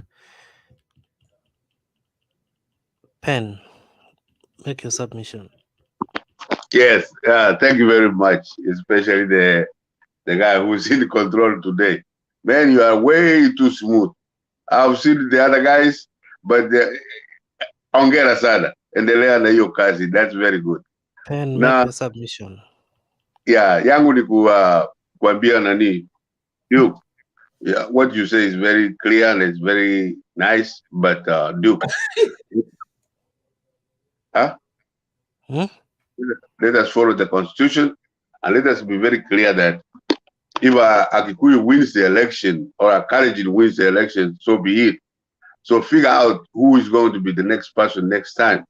The combinations, the arithmetic, they are very good. But my submission is this, my friend. Elections. Elections are less than 4 months from now. Now, Azimio is fighting within itself. Now, Kalonzo, who is supposed to be in Azimio, is getting the guy in Mombasa, Sonko, who was fired from Nairobi. Kenya is full of confusion. You guys need to lead us, stand up for the truth. Because what is going on is a joke in and of itself. Some of us grew up a long time ago when Moi could fire anybody on the street. When Kenyatta would say, Kenyatta had friends, had people that worked for him, straight up, faking it. This guy, he has ministers who have parties to do. It is a long story. But the elections are around the corner. Let us be very clear. All of you, let us talk about what this election means, how it should be conducted. Because most of you have even traveled out of Kenya, so you know what's going on. How these elections should be conducted so that it can give the best results. You too, because the feelings, Yangu, doesn't matter. It is what is written in the Constitution. Can we follow the Constitution? Can we try? Because when it was promulgated, everybody was happy. But these guys, Kenyatta and Raila, are tearing it up. You guys will say it's okay. The BBI, that the other stuff was never in the Constitution. That's my argument. But don't hate me because of that. Because to us, the Constitution never mentioned all those things. When some of us voted for Kenyatta, I personally voted for Kenyatta twice. I never knew that he was really in ODM. So if some of us don't understand that, don't hate us for that. You do the Wabia, and thank you very much, and continue with your show. Thank you. But of course, can I make my submission? Pen. Yes. Pen, you are just funny, but in life kuna watu wanasema eti we kila kitu kwako iko sawa and okay. According to your submissions, nimekuwa nikifuatilia hizo comments, nimeona ni ukweli, wananchi wanasema ukweli hapo chini, wanakujua. Okay. We kwako kila kitu is always very good. Yeah. Hata saizi nimesikia ukisema you voted for Kenyatta twice, not knowing ako ODM. Yeah. Sawa Pen, no problem. Asante kwa maoni yako. Okay. Asante. Mission, please. Okay, malizia King. Okay. All right. Thank you very much. How many minutes are you giving me? 5. 5 minutes. Ukiwa mtu mzuri unaweza tumia hata dakika 2 urudishe 3. Thank you very much.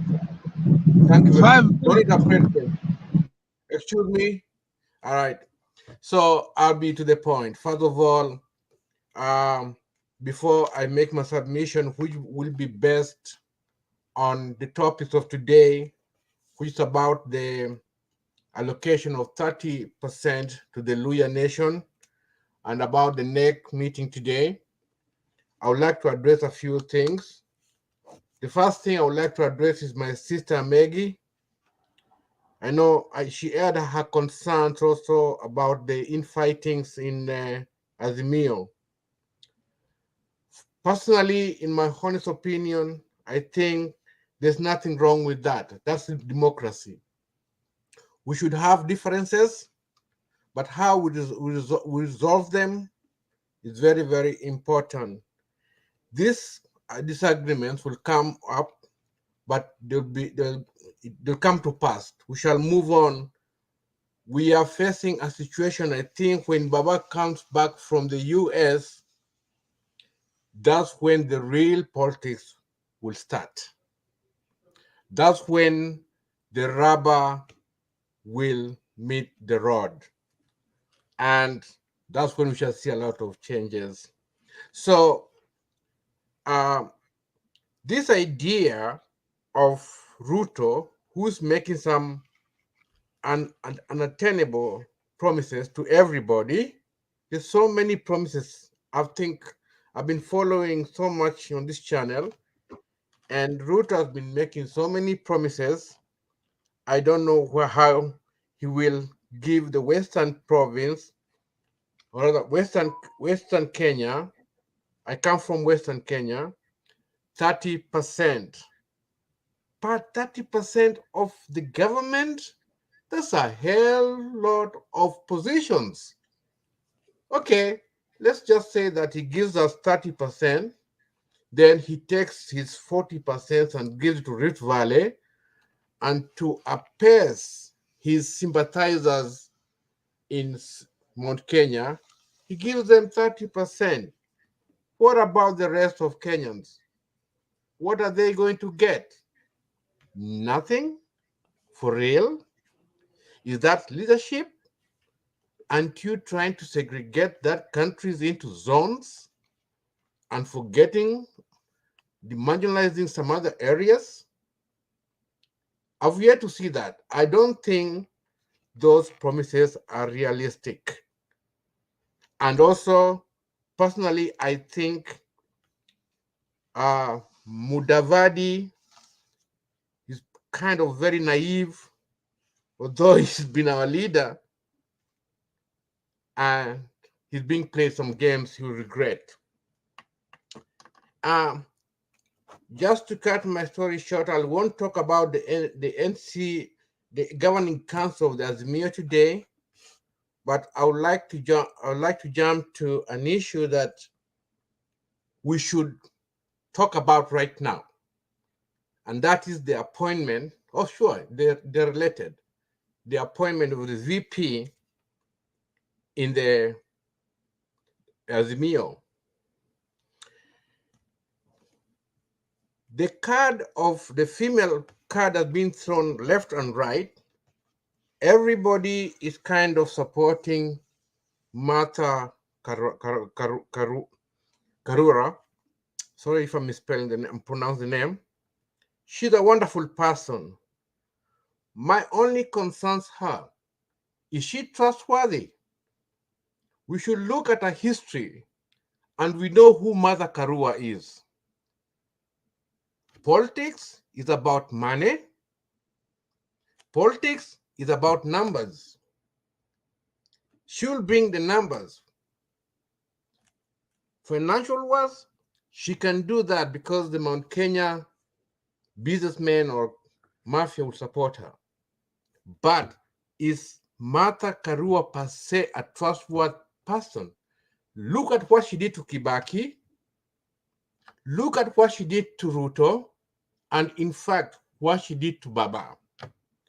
I don't need to tell you anything. You can go in the public domain and find what she did to these people. Yes, she's very shrewd, but she cannot be taken. You cannot be so shrewd to that extent.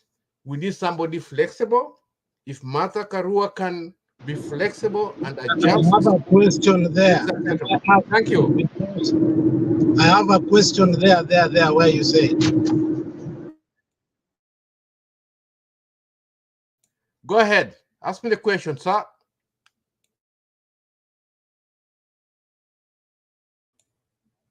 Who was asking me the question?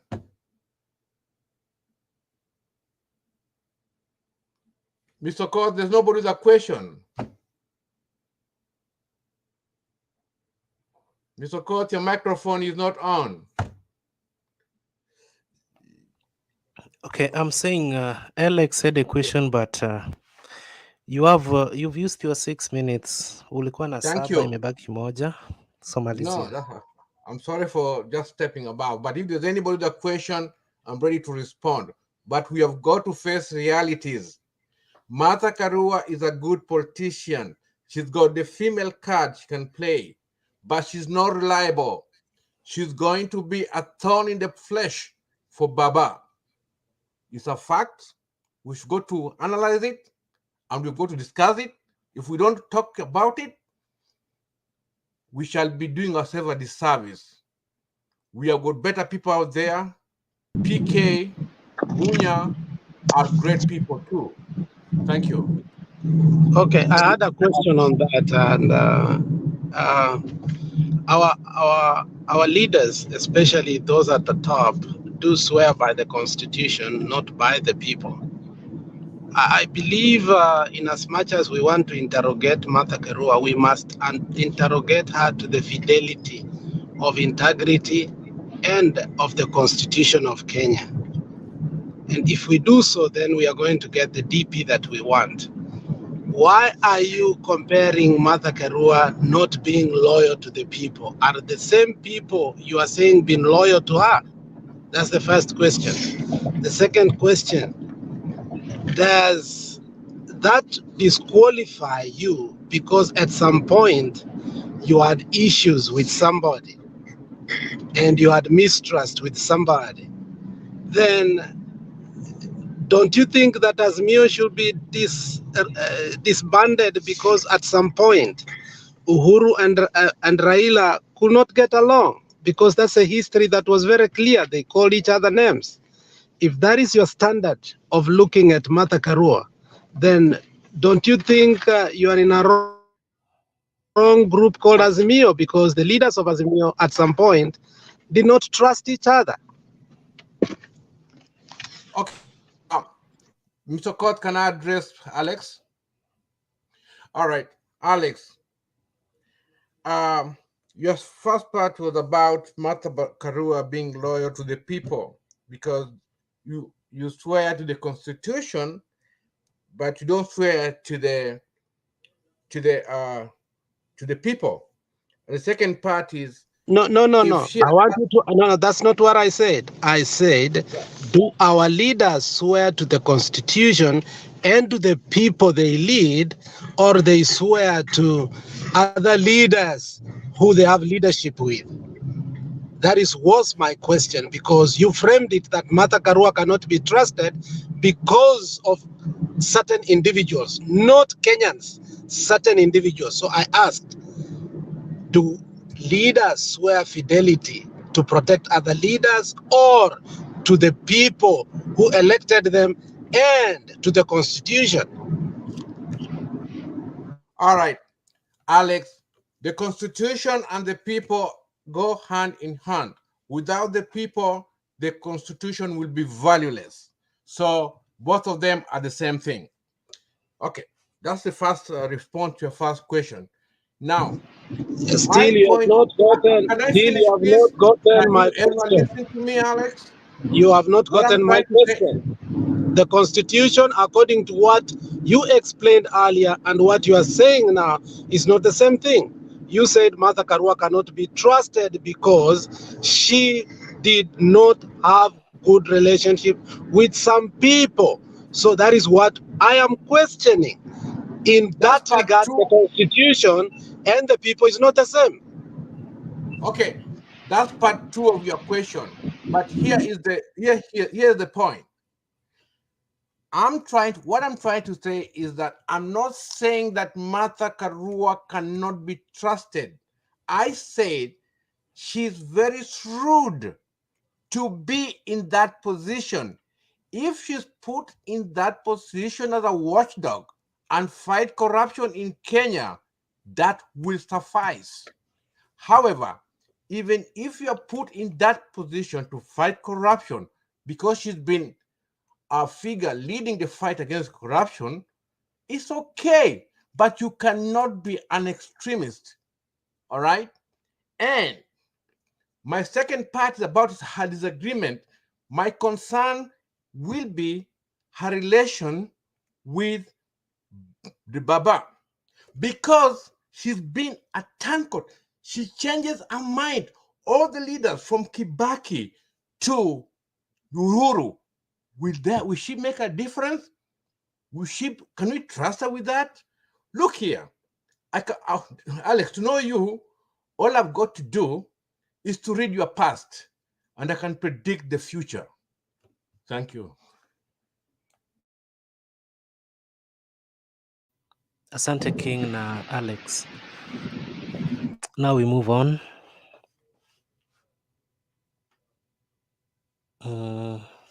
Guys, we don't have time. Inaelekea saa 6 and some of us need to sleep or do other things. So ningeomba tuchukue nafasi hii kwa sababu we've known the two coalitions that are going to contest. Kuna wale wa Kenya Kwanza na wale wa Azimio. Wote tuko na shida moja, tunatafuta running mate. Na we hope to get the running mate in the next few days. So do you cut me Ama off? wengine You don't mshajua want me running to mate speak, my wenu friend? ni nani? So You cannot cut me ningeomba off. what? Upatie Roba nafasi. So you want to Sinampatia tell hata me, sija. I don't know about you, my friend, but if you cut me off, that's fine. I will also cut you off.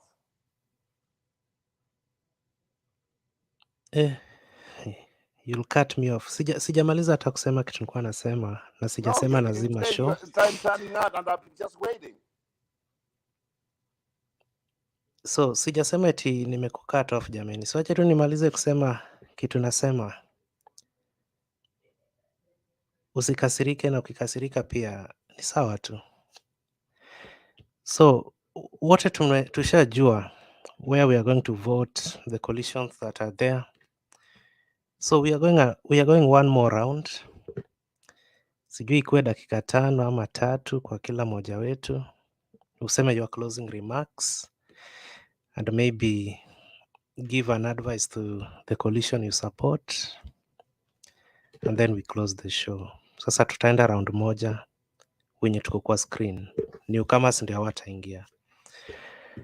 So kama huko umeongea, Alex, I hope hujaongea, uliuliza swali.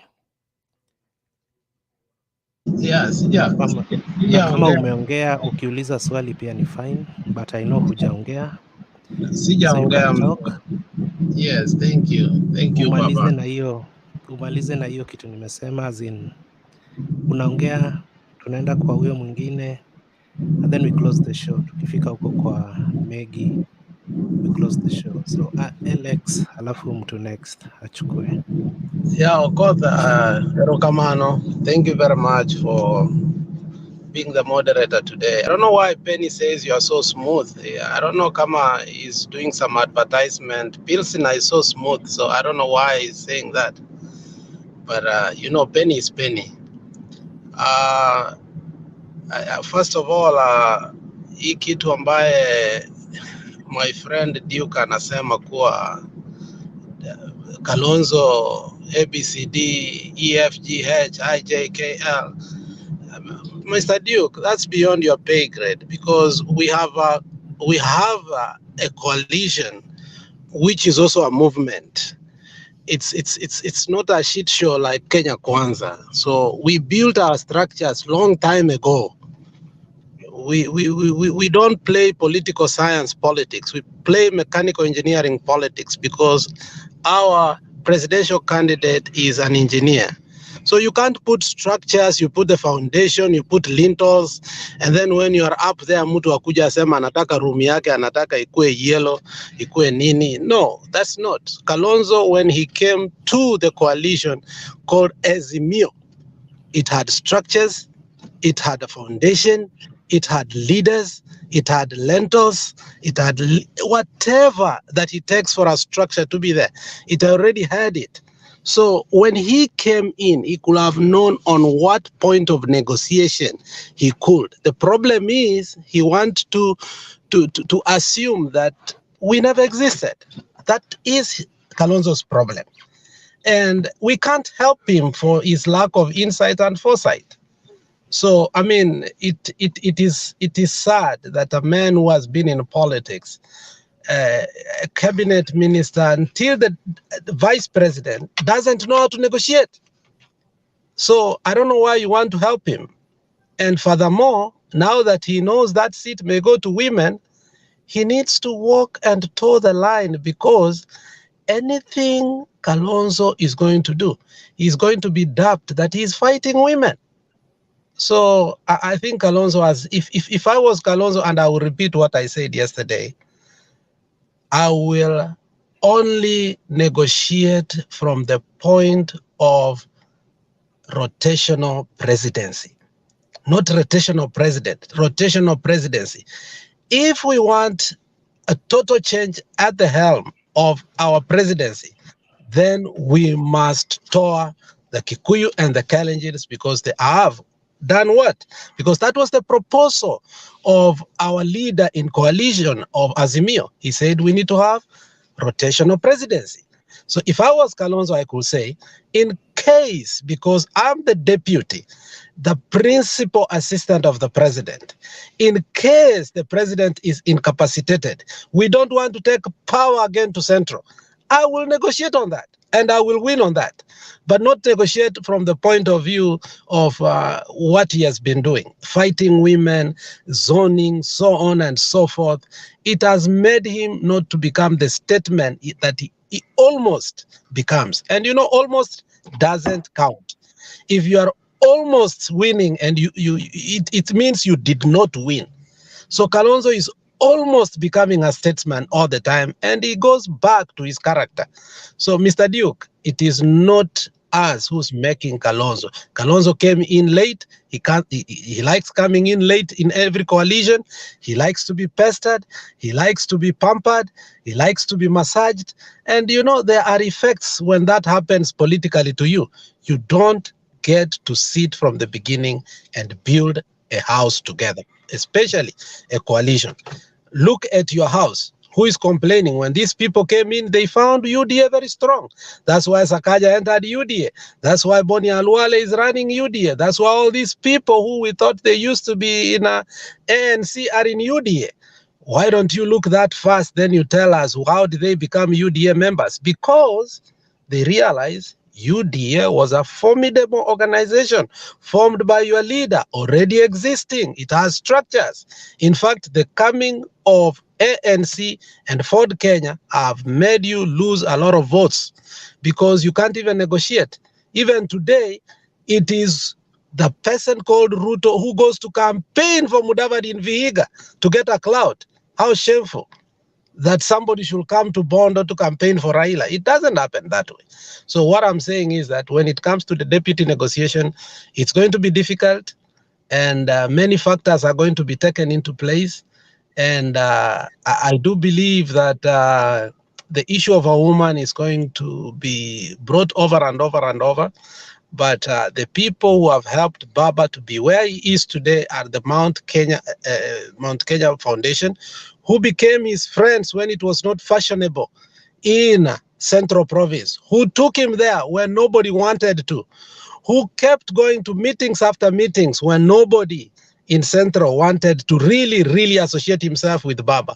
So if they decide with him and let us do this, it is a house that they had built together. So we as the people who love Baba, we cannot actually say the Mount Kenya Foundation is being dictated or is dictating Baba.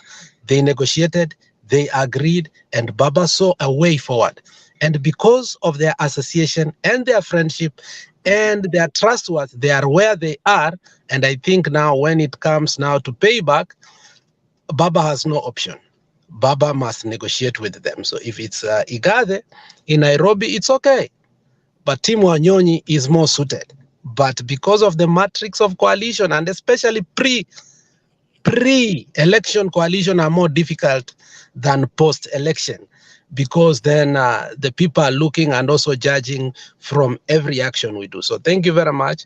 I hope our leaders listen, that we are watching carefully who becomes the deputy president, because at the age of Baba too, Baba needs a strong person that he can send everywhere all the time, while Baba is making sure that the country is in a better hands after he leaves. Thank you. Okay, asante. Asante sana bwana Alex. Kama Alex. Roba. Thank you, Mr. Cod. Thank you. It's my first time to see you. I'm sorry if I used strong words. I apologize. But I thought you were about just to leave and the frustration. Let me say, I've come to express always. I've said democracy comes from the people. You cannot impose democracy on the people. So Mr. Ben Nyagaga comes here. He tells us from the Constitution. Few seconds later, he forgets and start blaming Azimio. That people like Nsonko went to Mombasa. Nsonko is doing he has his democratic right. That's the way I just said. You can't say Mr. Nyagaga, we follow the Constitution at the same time. The same Constitution, you forget about it. That's something I've just noted. Ladies and gentlemen, 2 days ago, 3 days ago, I broke the story on this network about coming to the US about the running mate. And I stick to my words. The running mate is done. For me, I could like Peter Muyo. I hope that's his right name. But I know it's going to be Mother Karua. What I can tell you, another thing about William Ruto. from my sources, he's having a very difficult time to get the running mate. I know he's going to take off a few weeks next week with only UTA people. And from what I'm hearing, it's either Muturi, most likely Kindiki, at this point.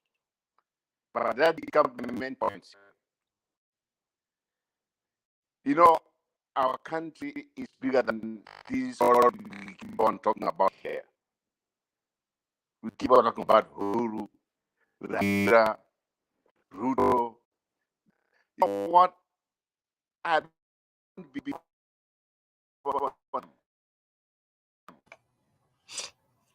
Roba, I think you have a problem with your network. Ama nyinyi mnamsikiza vizuri?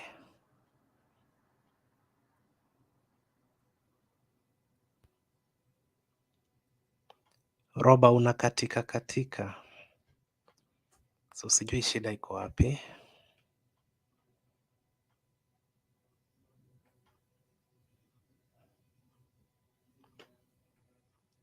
Ebu endelea Roba. But because the people and the people. Wait guys, can you hear Roba? No, we are not getting him. So Roba, you have a problem with your network. Rekebisha na uje tena. Mr. Kamau.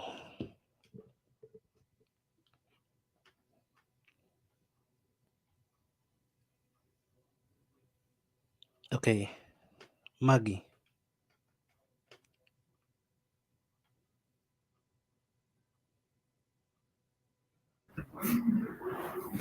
Asante sana Bwana Okoth.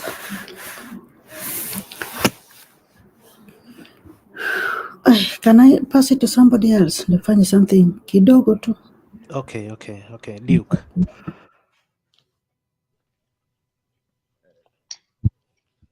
As my crossing mark, what I can say is this. Whichever the coalition you are affiliated to, when the election will be over, you have to consider the person who will win. How will you, as an individual, benefit from whichever becomes the president?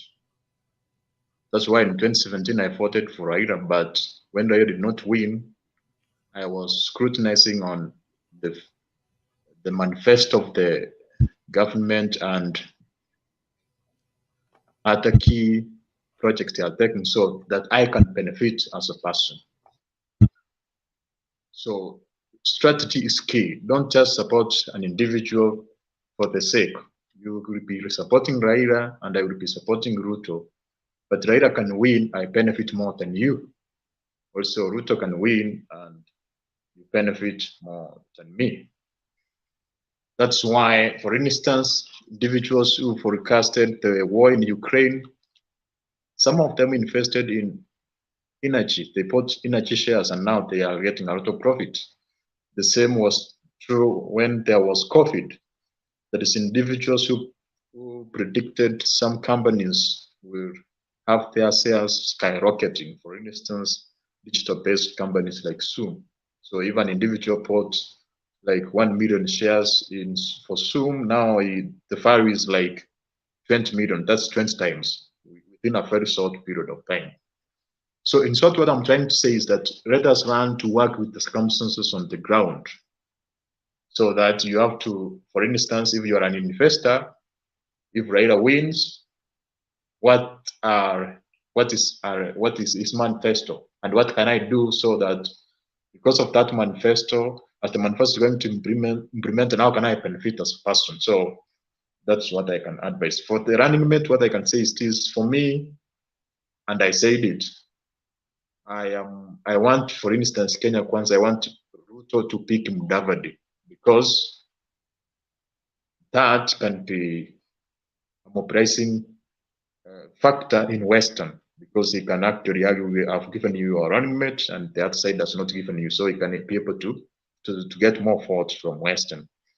And because the mountain is going to be divided to some extent.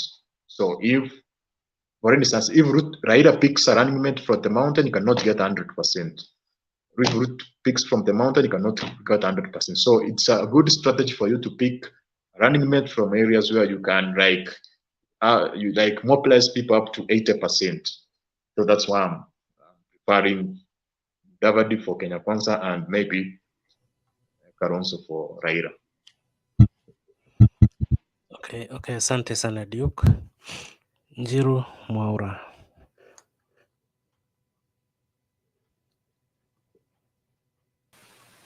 Okay, thank you, Bwana Claude.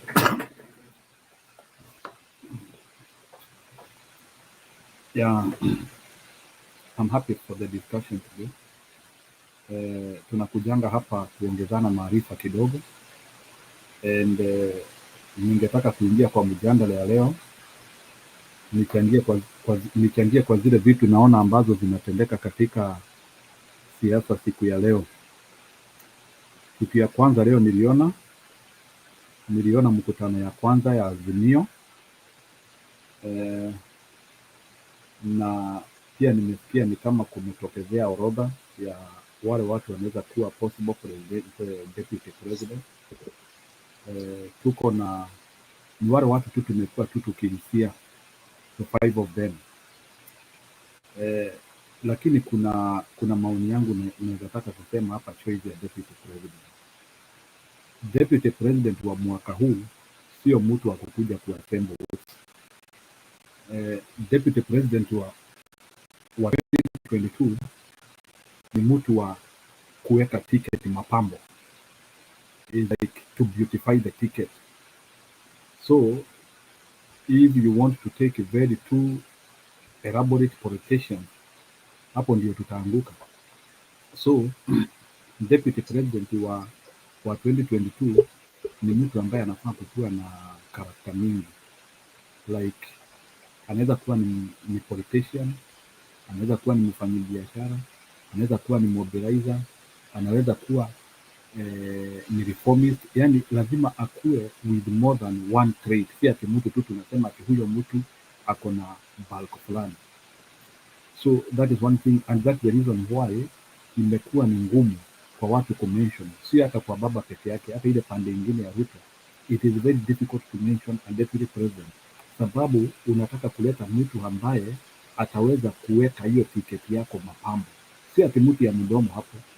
That is why up to now I still maintain if Ruto picks Musalia Mudavadi, hiyo ni ticket ambayo inaanguka.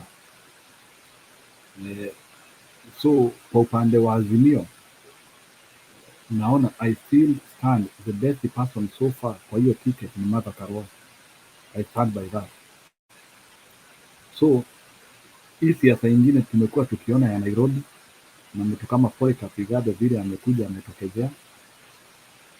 Ya ile challenge niko nayo ni kwamba I'm too much glued to Azimio, such that hata Azimio wakileta mtu whoever they bring, I still feel that nitawapigia kura, lakini I'm a bit frustrated. Hiyo issue ya Nairobi I wish wangeifanya, they could have like made they could have at least they try to incorporate the will of the people.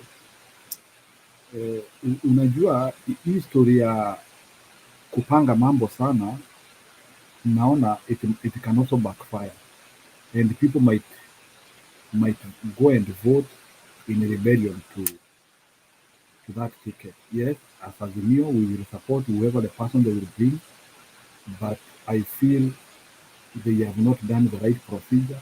I wish they just did the nomination, lakini history ya kukaa kwa bench sana na kuongea kwa vitu vingine. Yeah, we can talk about the deputy president. We can talk about when we see the opinion poll, watu wameachana sana, lakini kwa hot seats kama Nairobi, Mombasa, I think we are not getting it right. I wish we could have given people an opportunity to pick whoever they want, because shida ya watu chini kuketi, in case sasa huyu governor watatupea ashindwe na kazi, this guy will just resign, na yeye atasema hata sio watu walinipea kura, mimi tu nililetwa tu. So tumia hapo, ndio naona kuko na taswishi, and pia hiyo kitu ita defranchise some of the people ambao wameinvest a lot of money. Mtu kama Tim Wanyonyi nasikia amekuwa kwa campaign for 2+ years. You can imagine the amount of money ametumia kwa hiyo campaign. Alafu mtu mwingine atokezee tu within 1 month ama wiki mbili, hajatumia hata peni moja, anakuja tu. So can you imagine how do you, kuna mtu ametumia pesa yake close to 50 million, 100 million, whichever the amount of money mtu ametumia, alafu sasa mwingine hajatumia even a single coin kutafuta hiyo kiti, alafu anakuja mnampea ticket.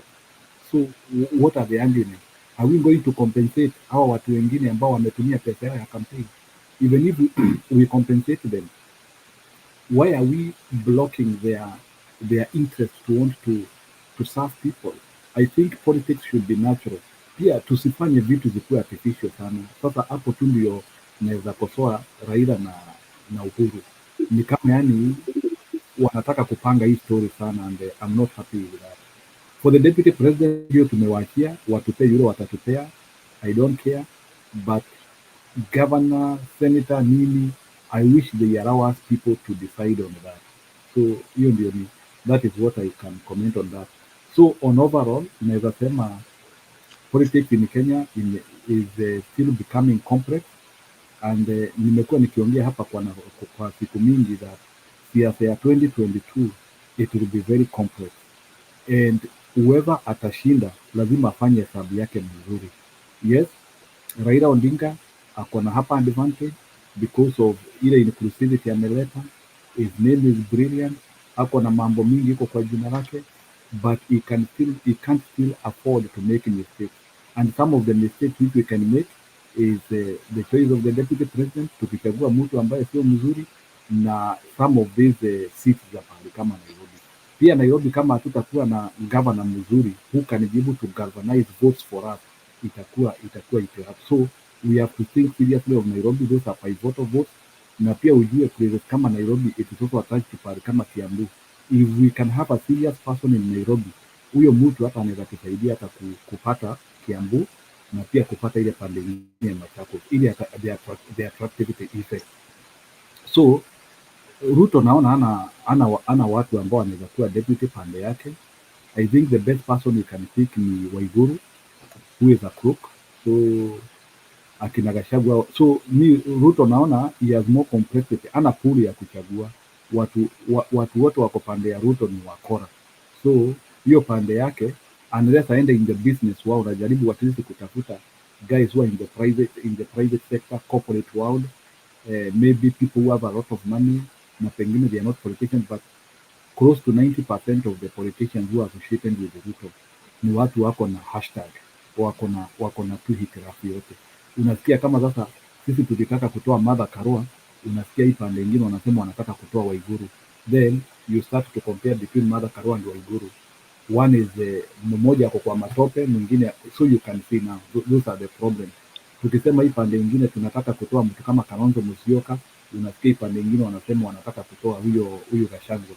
Again, Gachagua ni mtu wako na standards, wako na issue. Atika mape, hata kama Kalonzo Musyoka is a bit disorganized in what he is doing, at least sijamsikia kwa maskando mingi, and some of the things kura amekuwa mentioned kama Yaka, I know he has cleaned his name. So in other words, what I'm trying to say is that 2022 ni hesabu, permutation pale. So Raila Odinga na Uhuru and the stakeholders waketi chini, and also they have also to convince Kenyans that life has to get better. Sababu pia kuna propaganda sasa which is being marketed in Kenya and it is getting traction. History ya ati maisha imekuwa ngumu, what that thing is gaining traction, and that is the next big thing which Raila Odinga needs to show people, because ile shida sasa imekuwa ni by Uhuru supporting him, sasa kuna watu wameamua sasa kumrushia hiyo matope to the extent that even the deputy president himself who is in the government anadisassociate na the problems which are in the government na anarushia Raila hiyo matope. So sasa Raila hapa ako na, he has to walk between a tight race ama in between a rail whereby he needs to know what he needs to get from Uhuru Kenyatta and the same time what he needs also to disassociate himself kutoka kwa baadhi ya zile vitu ambazo zimekuwa shida Kenya, because actually hiyo ndio imekuwa ikiletea tu Raila Odinga itirafu. Otherwise he had no competition, lakini Ruto amekuwa akigain traction sababu ya hii story ya maisha imepanda na watu wanaanzia kurushia baba. So if baba can be able to understand how to go through hiyo story ya increasing lifestyle, he can be able to get votes easily. Though he is in front, that is what Ruto is using. Tunajua ni propaganda, lakini it is something which can also eat a lot of votes in strongholds and other areas. Places kama Mount Kenya, wapi, places whereby people are being are using wrong campaigns and propaganda to the campaign Baba. So if he can be able to come up with a strategy to show that he is not responsible for the increasing cost of living, he will be able to convince Kenyans. Otherwise, he has a lot to rely on na tunamngojea tu. Asante. Thank you. Asante sana bwana Njiru Mwaura. Njiru, swali moja tu. Wewe unatoka Mount Kenya region. We have 4 months to election. Kuna candidates wawili.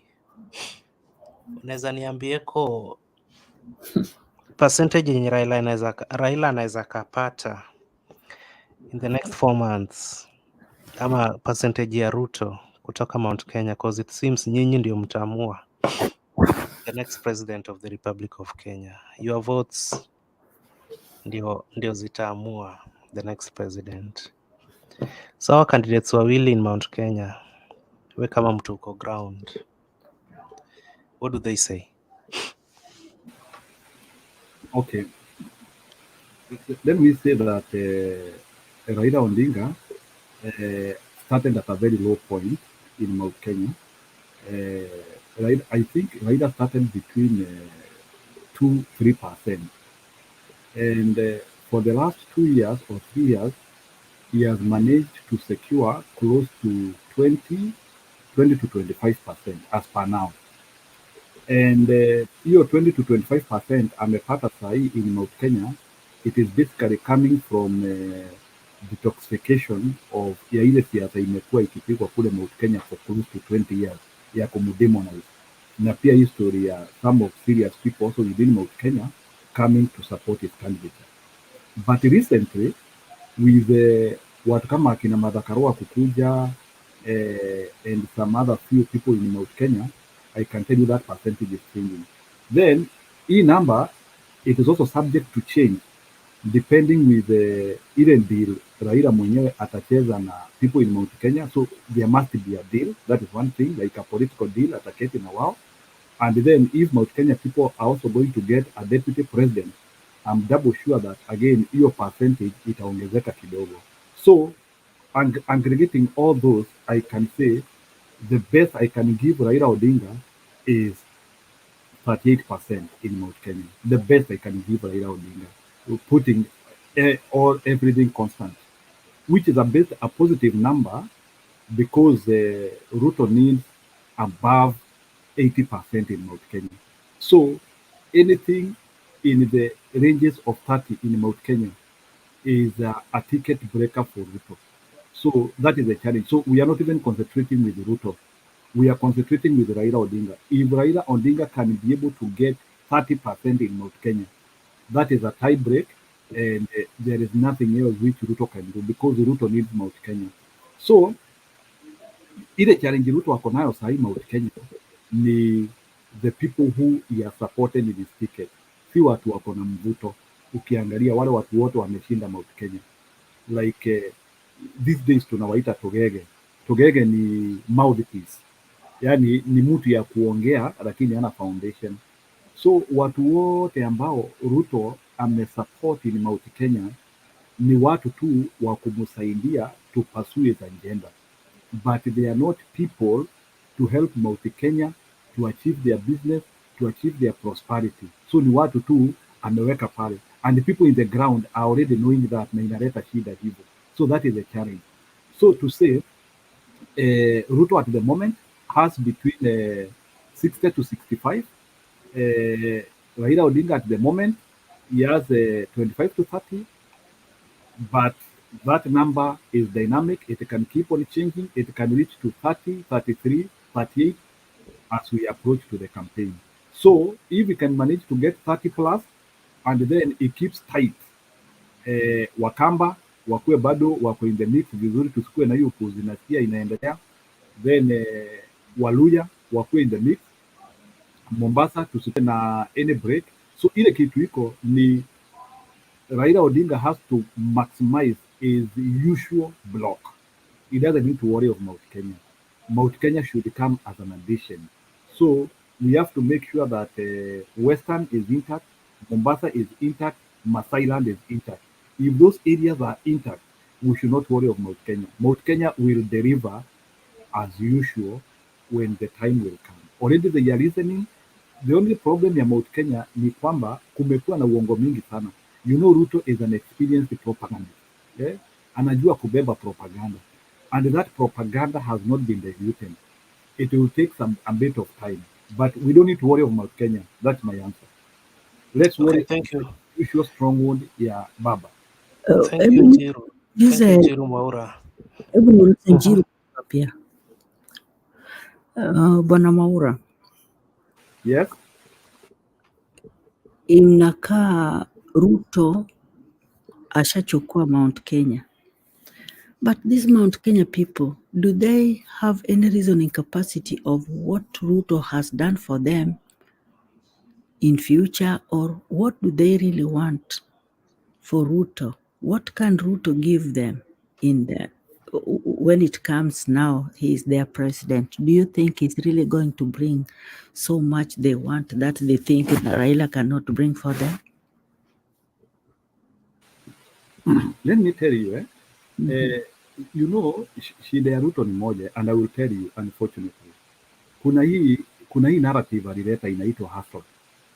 Nini hustler? Hii narrative alileta inaitwa hustler, the hustler narrative. I'm just talking about it. You see, what happened, Ruto was very creative. Alikuja na hii narrative ya hustler. So hii narrative ya hustler, kwanza, it broke the rich and the poor. And then, you know, in our societies, wale watu ambao hawana mali ndio wengi. Like, I can put it in percentage of 70 and 30. So by just bringing the hustle narrative, Ruto break our society into a ratio of 70-30. Matajiri wakabaki peke yao, alafu nao sasa maskini wakabaki pande ingine. Then from there, he used another strategy to try and still increase that. Then akakuja na hii story ya kuanzia kusema Uhuru ndiye ameharibu economy na nini, then kuanzia kusema sijui Raila naye sijui ni kama analetwa. So again, hiyo strategy ikakula another like 5 to 10%. So what is happening now is Raila Odinga and Uhuru, they are trying to recover from that using strategies. But watu Mount Kenya hawafuati Ruto sababu atawasaidia. People in Mount Kenya, and hiyo ndio inakuonesha degradation of character. Hii kitu vile inakuonesha ni ya kwamba even in Mount Kenya people don't know what they want, either ni vile masomo itusaidie ama nini. I don't know what is the problem, ama maybe our people are not able to understand what they want slowly, and especially the young people, sababu najua also the young people are so many. So ile kitu iko ni kwamba Ruto managed to take his propaganda well, and na hiyo propaganda, by the way, he was taking it to Mount Kenya. Kama sio ukiangalia hiyo wakati hata Uhuru Kenyatta ampe hii jina ya Tanga alikuwa anaenda Mount Kenya huko kufungua miradi. Sijai muona akifungua miradi ni Nyanza, sikumuona akifungua miradi places kama Northeastern. So hiyo siku ya kuenda kufungua miradi, he was also going to sell propaganda huko, like, because I expect pali kama Nyanza kuna hustlers, but sisikii story ya hustler ikikuwa na traction. Why is it that the hustler narrative is only having traction in Rift Valley and in Mount Kenya? It is because Ruto spent majority of his time there. He managed to deprive those people their dignity. Ameleta poverty huko. But for your information, let me tell you, part of the poverty which is in Mount Kenya is by design. Na ni hao watu wanaleta. And how do you bring poverty? Kitu ya kwanza unaleta viongozi wana agenda. Unaona kama watu sasa Ruto ametuletea sahi, au watu wote mtu amechaguliwa, au ni watu wa kukula CDF tu na kukula ile pesa ya uchaguzi. All the governors in UDA, They will just be eating our money, and the eating our money, poverty will continue coming. Hebu imagine venye pahali kama Kiambu alituletea mtu kama Waititu. What do you, which agenda do you expect for? So hata hiyo poverty unaona pahali kama Kiambu ni Ruto aliileta through bringing people who have no idea of managing a county. And na still hata sahi ameanzia tu kutuletea watu wengine who are not serious, and these people will bring poverty, and then he will use that poverty for his own advantage. So that is a challenge. Lakini at least we are trying to tell our people how this guy is, and we believe that our people will change. Ile tu kitu tunasema ya kwamba we might not have time to totally overturn our people, but I can assure you good progress will be done, and Raila Odinga will get between 2.5 to 3 million in central Kenya, which is more than enough. Okay, now that it is something which is I don't know how to put Kikuyus.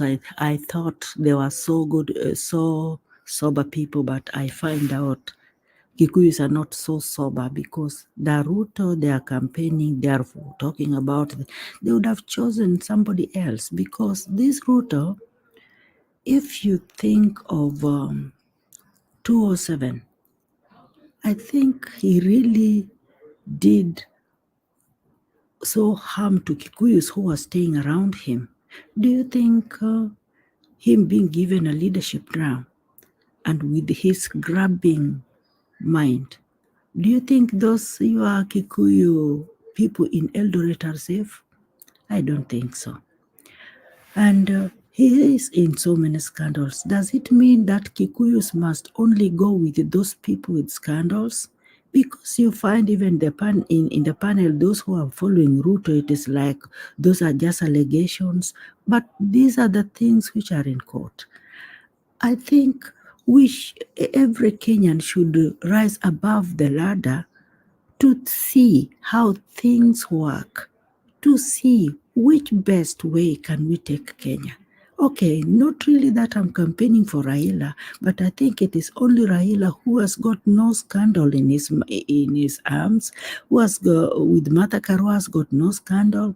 Even Kalonzo Musyoka, I'm not for him to be the DP for Raila, but he's never been mentioned in any scandal. And you find with Ruto and his allies like Mudavadi, like Wetangula, like this lady, the governor of those places, this brown lady, all of them has got scandals. Does it mean Kikuyus, they must just go? They must just follow those who have got scandals in their hands? Do they, what has been, this has been a question in my mind. They don't see, or even if somebody is being mentioned several times, it's just like, we don't care. Those are yours, but huyu ni mtu wetu because he has said sisi ni hustler. I think this narrative is just so outdated and annoying for people just not to understand what they want. They should give a reason to why are we putting this one to be our leader? Why not somebody else? You know, you can have another option, not even in with Ruto alone, but even in your place, somebody who has got no scandal, who has got no what, because I don't want to say it for Raila now, but I say it for now Kikuyus and the entire Kenya. Do you think we are safe with Ruto if he's given this job to lead Kenya? Do you think Kenya is going to be at the right place with Ruto? The first thing he's going to do is change the constitution, and then he's going to be a dictator rule, because he will be with everything. The Kikuyus are going to go back to where they were, and they suffered deeply during Moi's time. Anyway, I'm so sorry to say this, but it's just so painful for me sometimes because it seems Kikuyus do not know what they want. They don't have any agenda in their mind. Now they are becoming more confused because they don't have anybody up there and they have somebody they know. This huyu mtu alichoma watu wetu kwa kanisa mpaka it was so painful. Mtoto alikuwa anatolewa kwa dirisha na huyo mtoto akachukuliwa na akarudishwa kwa moto.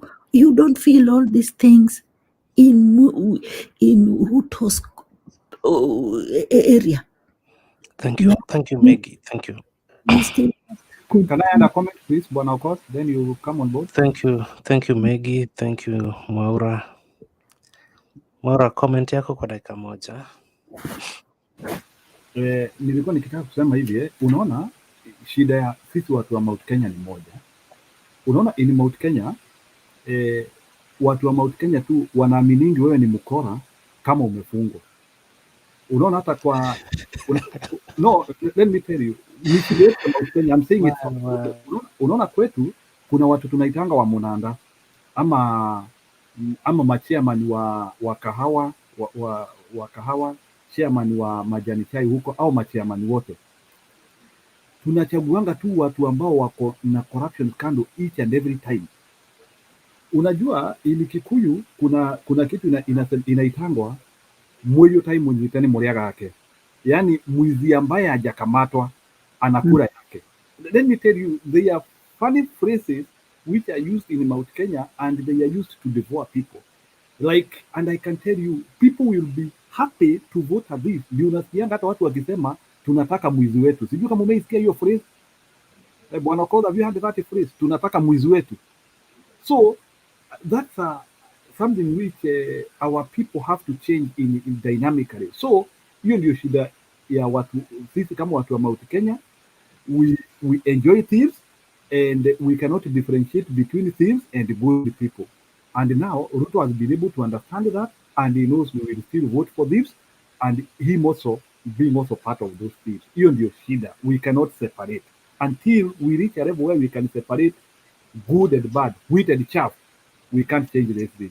So umesema shida ya Mount Kenya ni kwamba huwa mnaamini mtu ni mkora akishafungwa.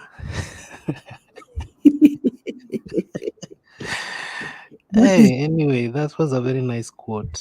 Niko na marafiki wa Kikuyu wengi sana, kesho nitawaambia hivyo asubuhi na mapema. Yeah, I'll have to tell them that. Hiyo nimesikia tu leo. He was telling me today ati mtu anaweza kukuja kwako na nini inaitwa nini, akate watu wako na panga, na huyo bado utampigia tu makofi. And that is what Kikuyus are showing us. Ruto aliua watu wenyu, and alinihakikishia mtu kama huyo Mkikuyu anapenda sana tena they worship somebody like that. But my tribe, no, iwezekani. Jaluo ukikuja na umeua mtu wangu, sitaongea na wewe tena. Yes. Thank you very much. Okay, thank you Njiru Mwaura. It was nice meeting you. Thank you Maggie. Nimewasikia na hizo quotes mmeleta show ikiisha. And I like them. Anyway, tuonane kesho. Thank you. Njiru Mwaura, tuonane kesho. Maggie Odengo pia wanere kiny. Erokamano. Kinya Homa Bay tigone kidero kura. Anokanya Homa Bay. Weni wa wapi? Anyar Uyoma. Siaya County. So that's okay. So yes. Thank you for participating. Yes. Yeah.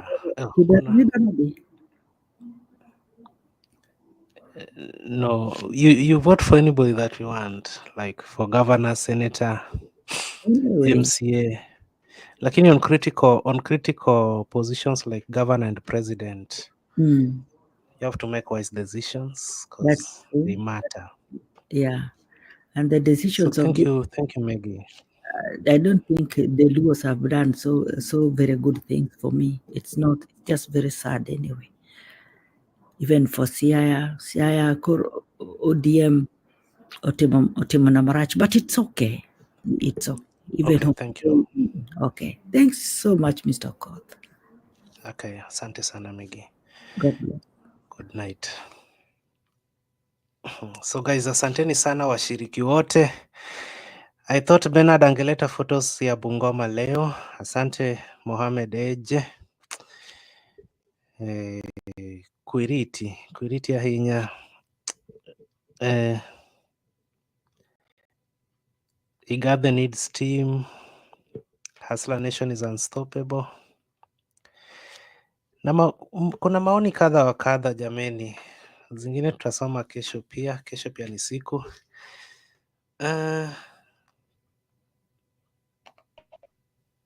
Pen. Yes. Unasemaje? You are so cool. Hata huyo Alex anasikia mbaya. Wewe unazungumza. We umeambiwa hapa kwa comment section. Let me finish what I was saying. Can I finish? Wait, uliambiwa hapa kwa comment section eti wewe unakujanga hapa kila siku lakini kila kitu kwako is okay. Una make point alafu uko mwisho unamalizia is okay. So hiyo ilikuwa maoni ya wananchi. Waje nikueleze hiyo. Because say for example, I disagree with Raila Odinga 100%. If he wins the election, should I kill myself? No, you don't have to. I mean, that's the point I'm trying to make. It is like, if whatever you believe in, if it doesn't happen like that, don't destroy yourself. Just continue with life as it is and argue the points that you can make. You know, I like them very much. I want to enjoy. They know me. I'm agreeing with them. Okay. If Raila wins the election, I will say, Jacob, So if anyone wins, it is okay, as people are saying in the comment section, yeah? Yeah, but I want Ruto to win. I want Ruto to win. Okay, thank you, Pen Nyagaka. So be it. Ulale poa.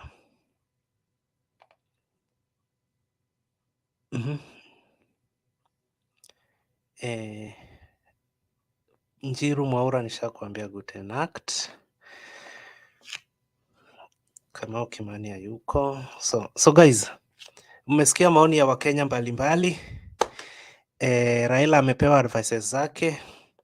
Ruto vile. Kuna Wajaluo tunasema kwamba Ruto inyalo bedo president talk ma tafuta translator. Na pia Wakikuyu pia wamesema it is time they change or else they will come to cry come August after elections, so make your decisions wisely. Kwera kabisa na Ruto wako. It's okay. So I'm trying to wait for someone who can moderate this as I go to sleep. Nasioni. So in 5 minutes time nitakuwa naondoka hapa.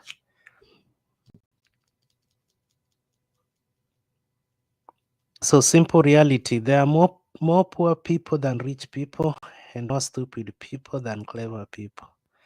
So I don't know whether you are supporting the division being caused by UDA ama unasema nini. Sielewi. Baba atapeana 6K. Tunangojea.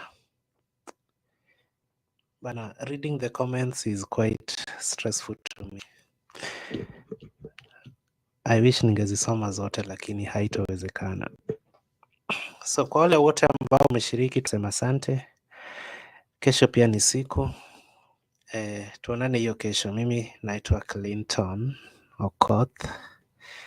Otieno. Jameni, kama ni usiku popote ulipo, good night. Kama ni mchana pia, I wish all the best during the rest of the day. Bye for today, or bye for now.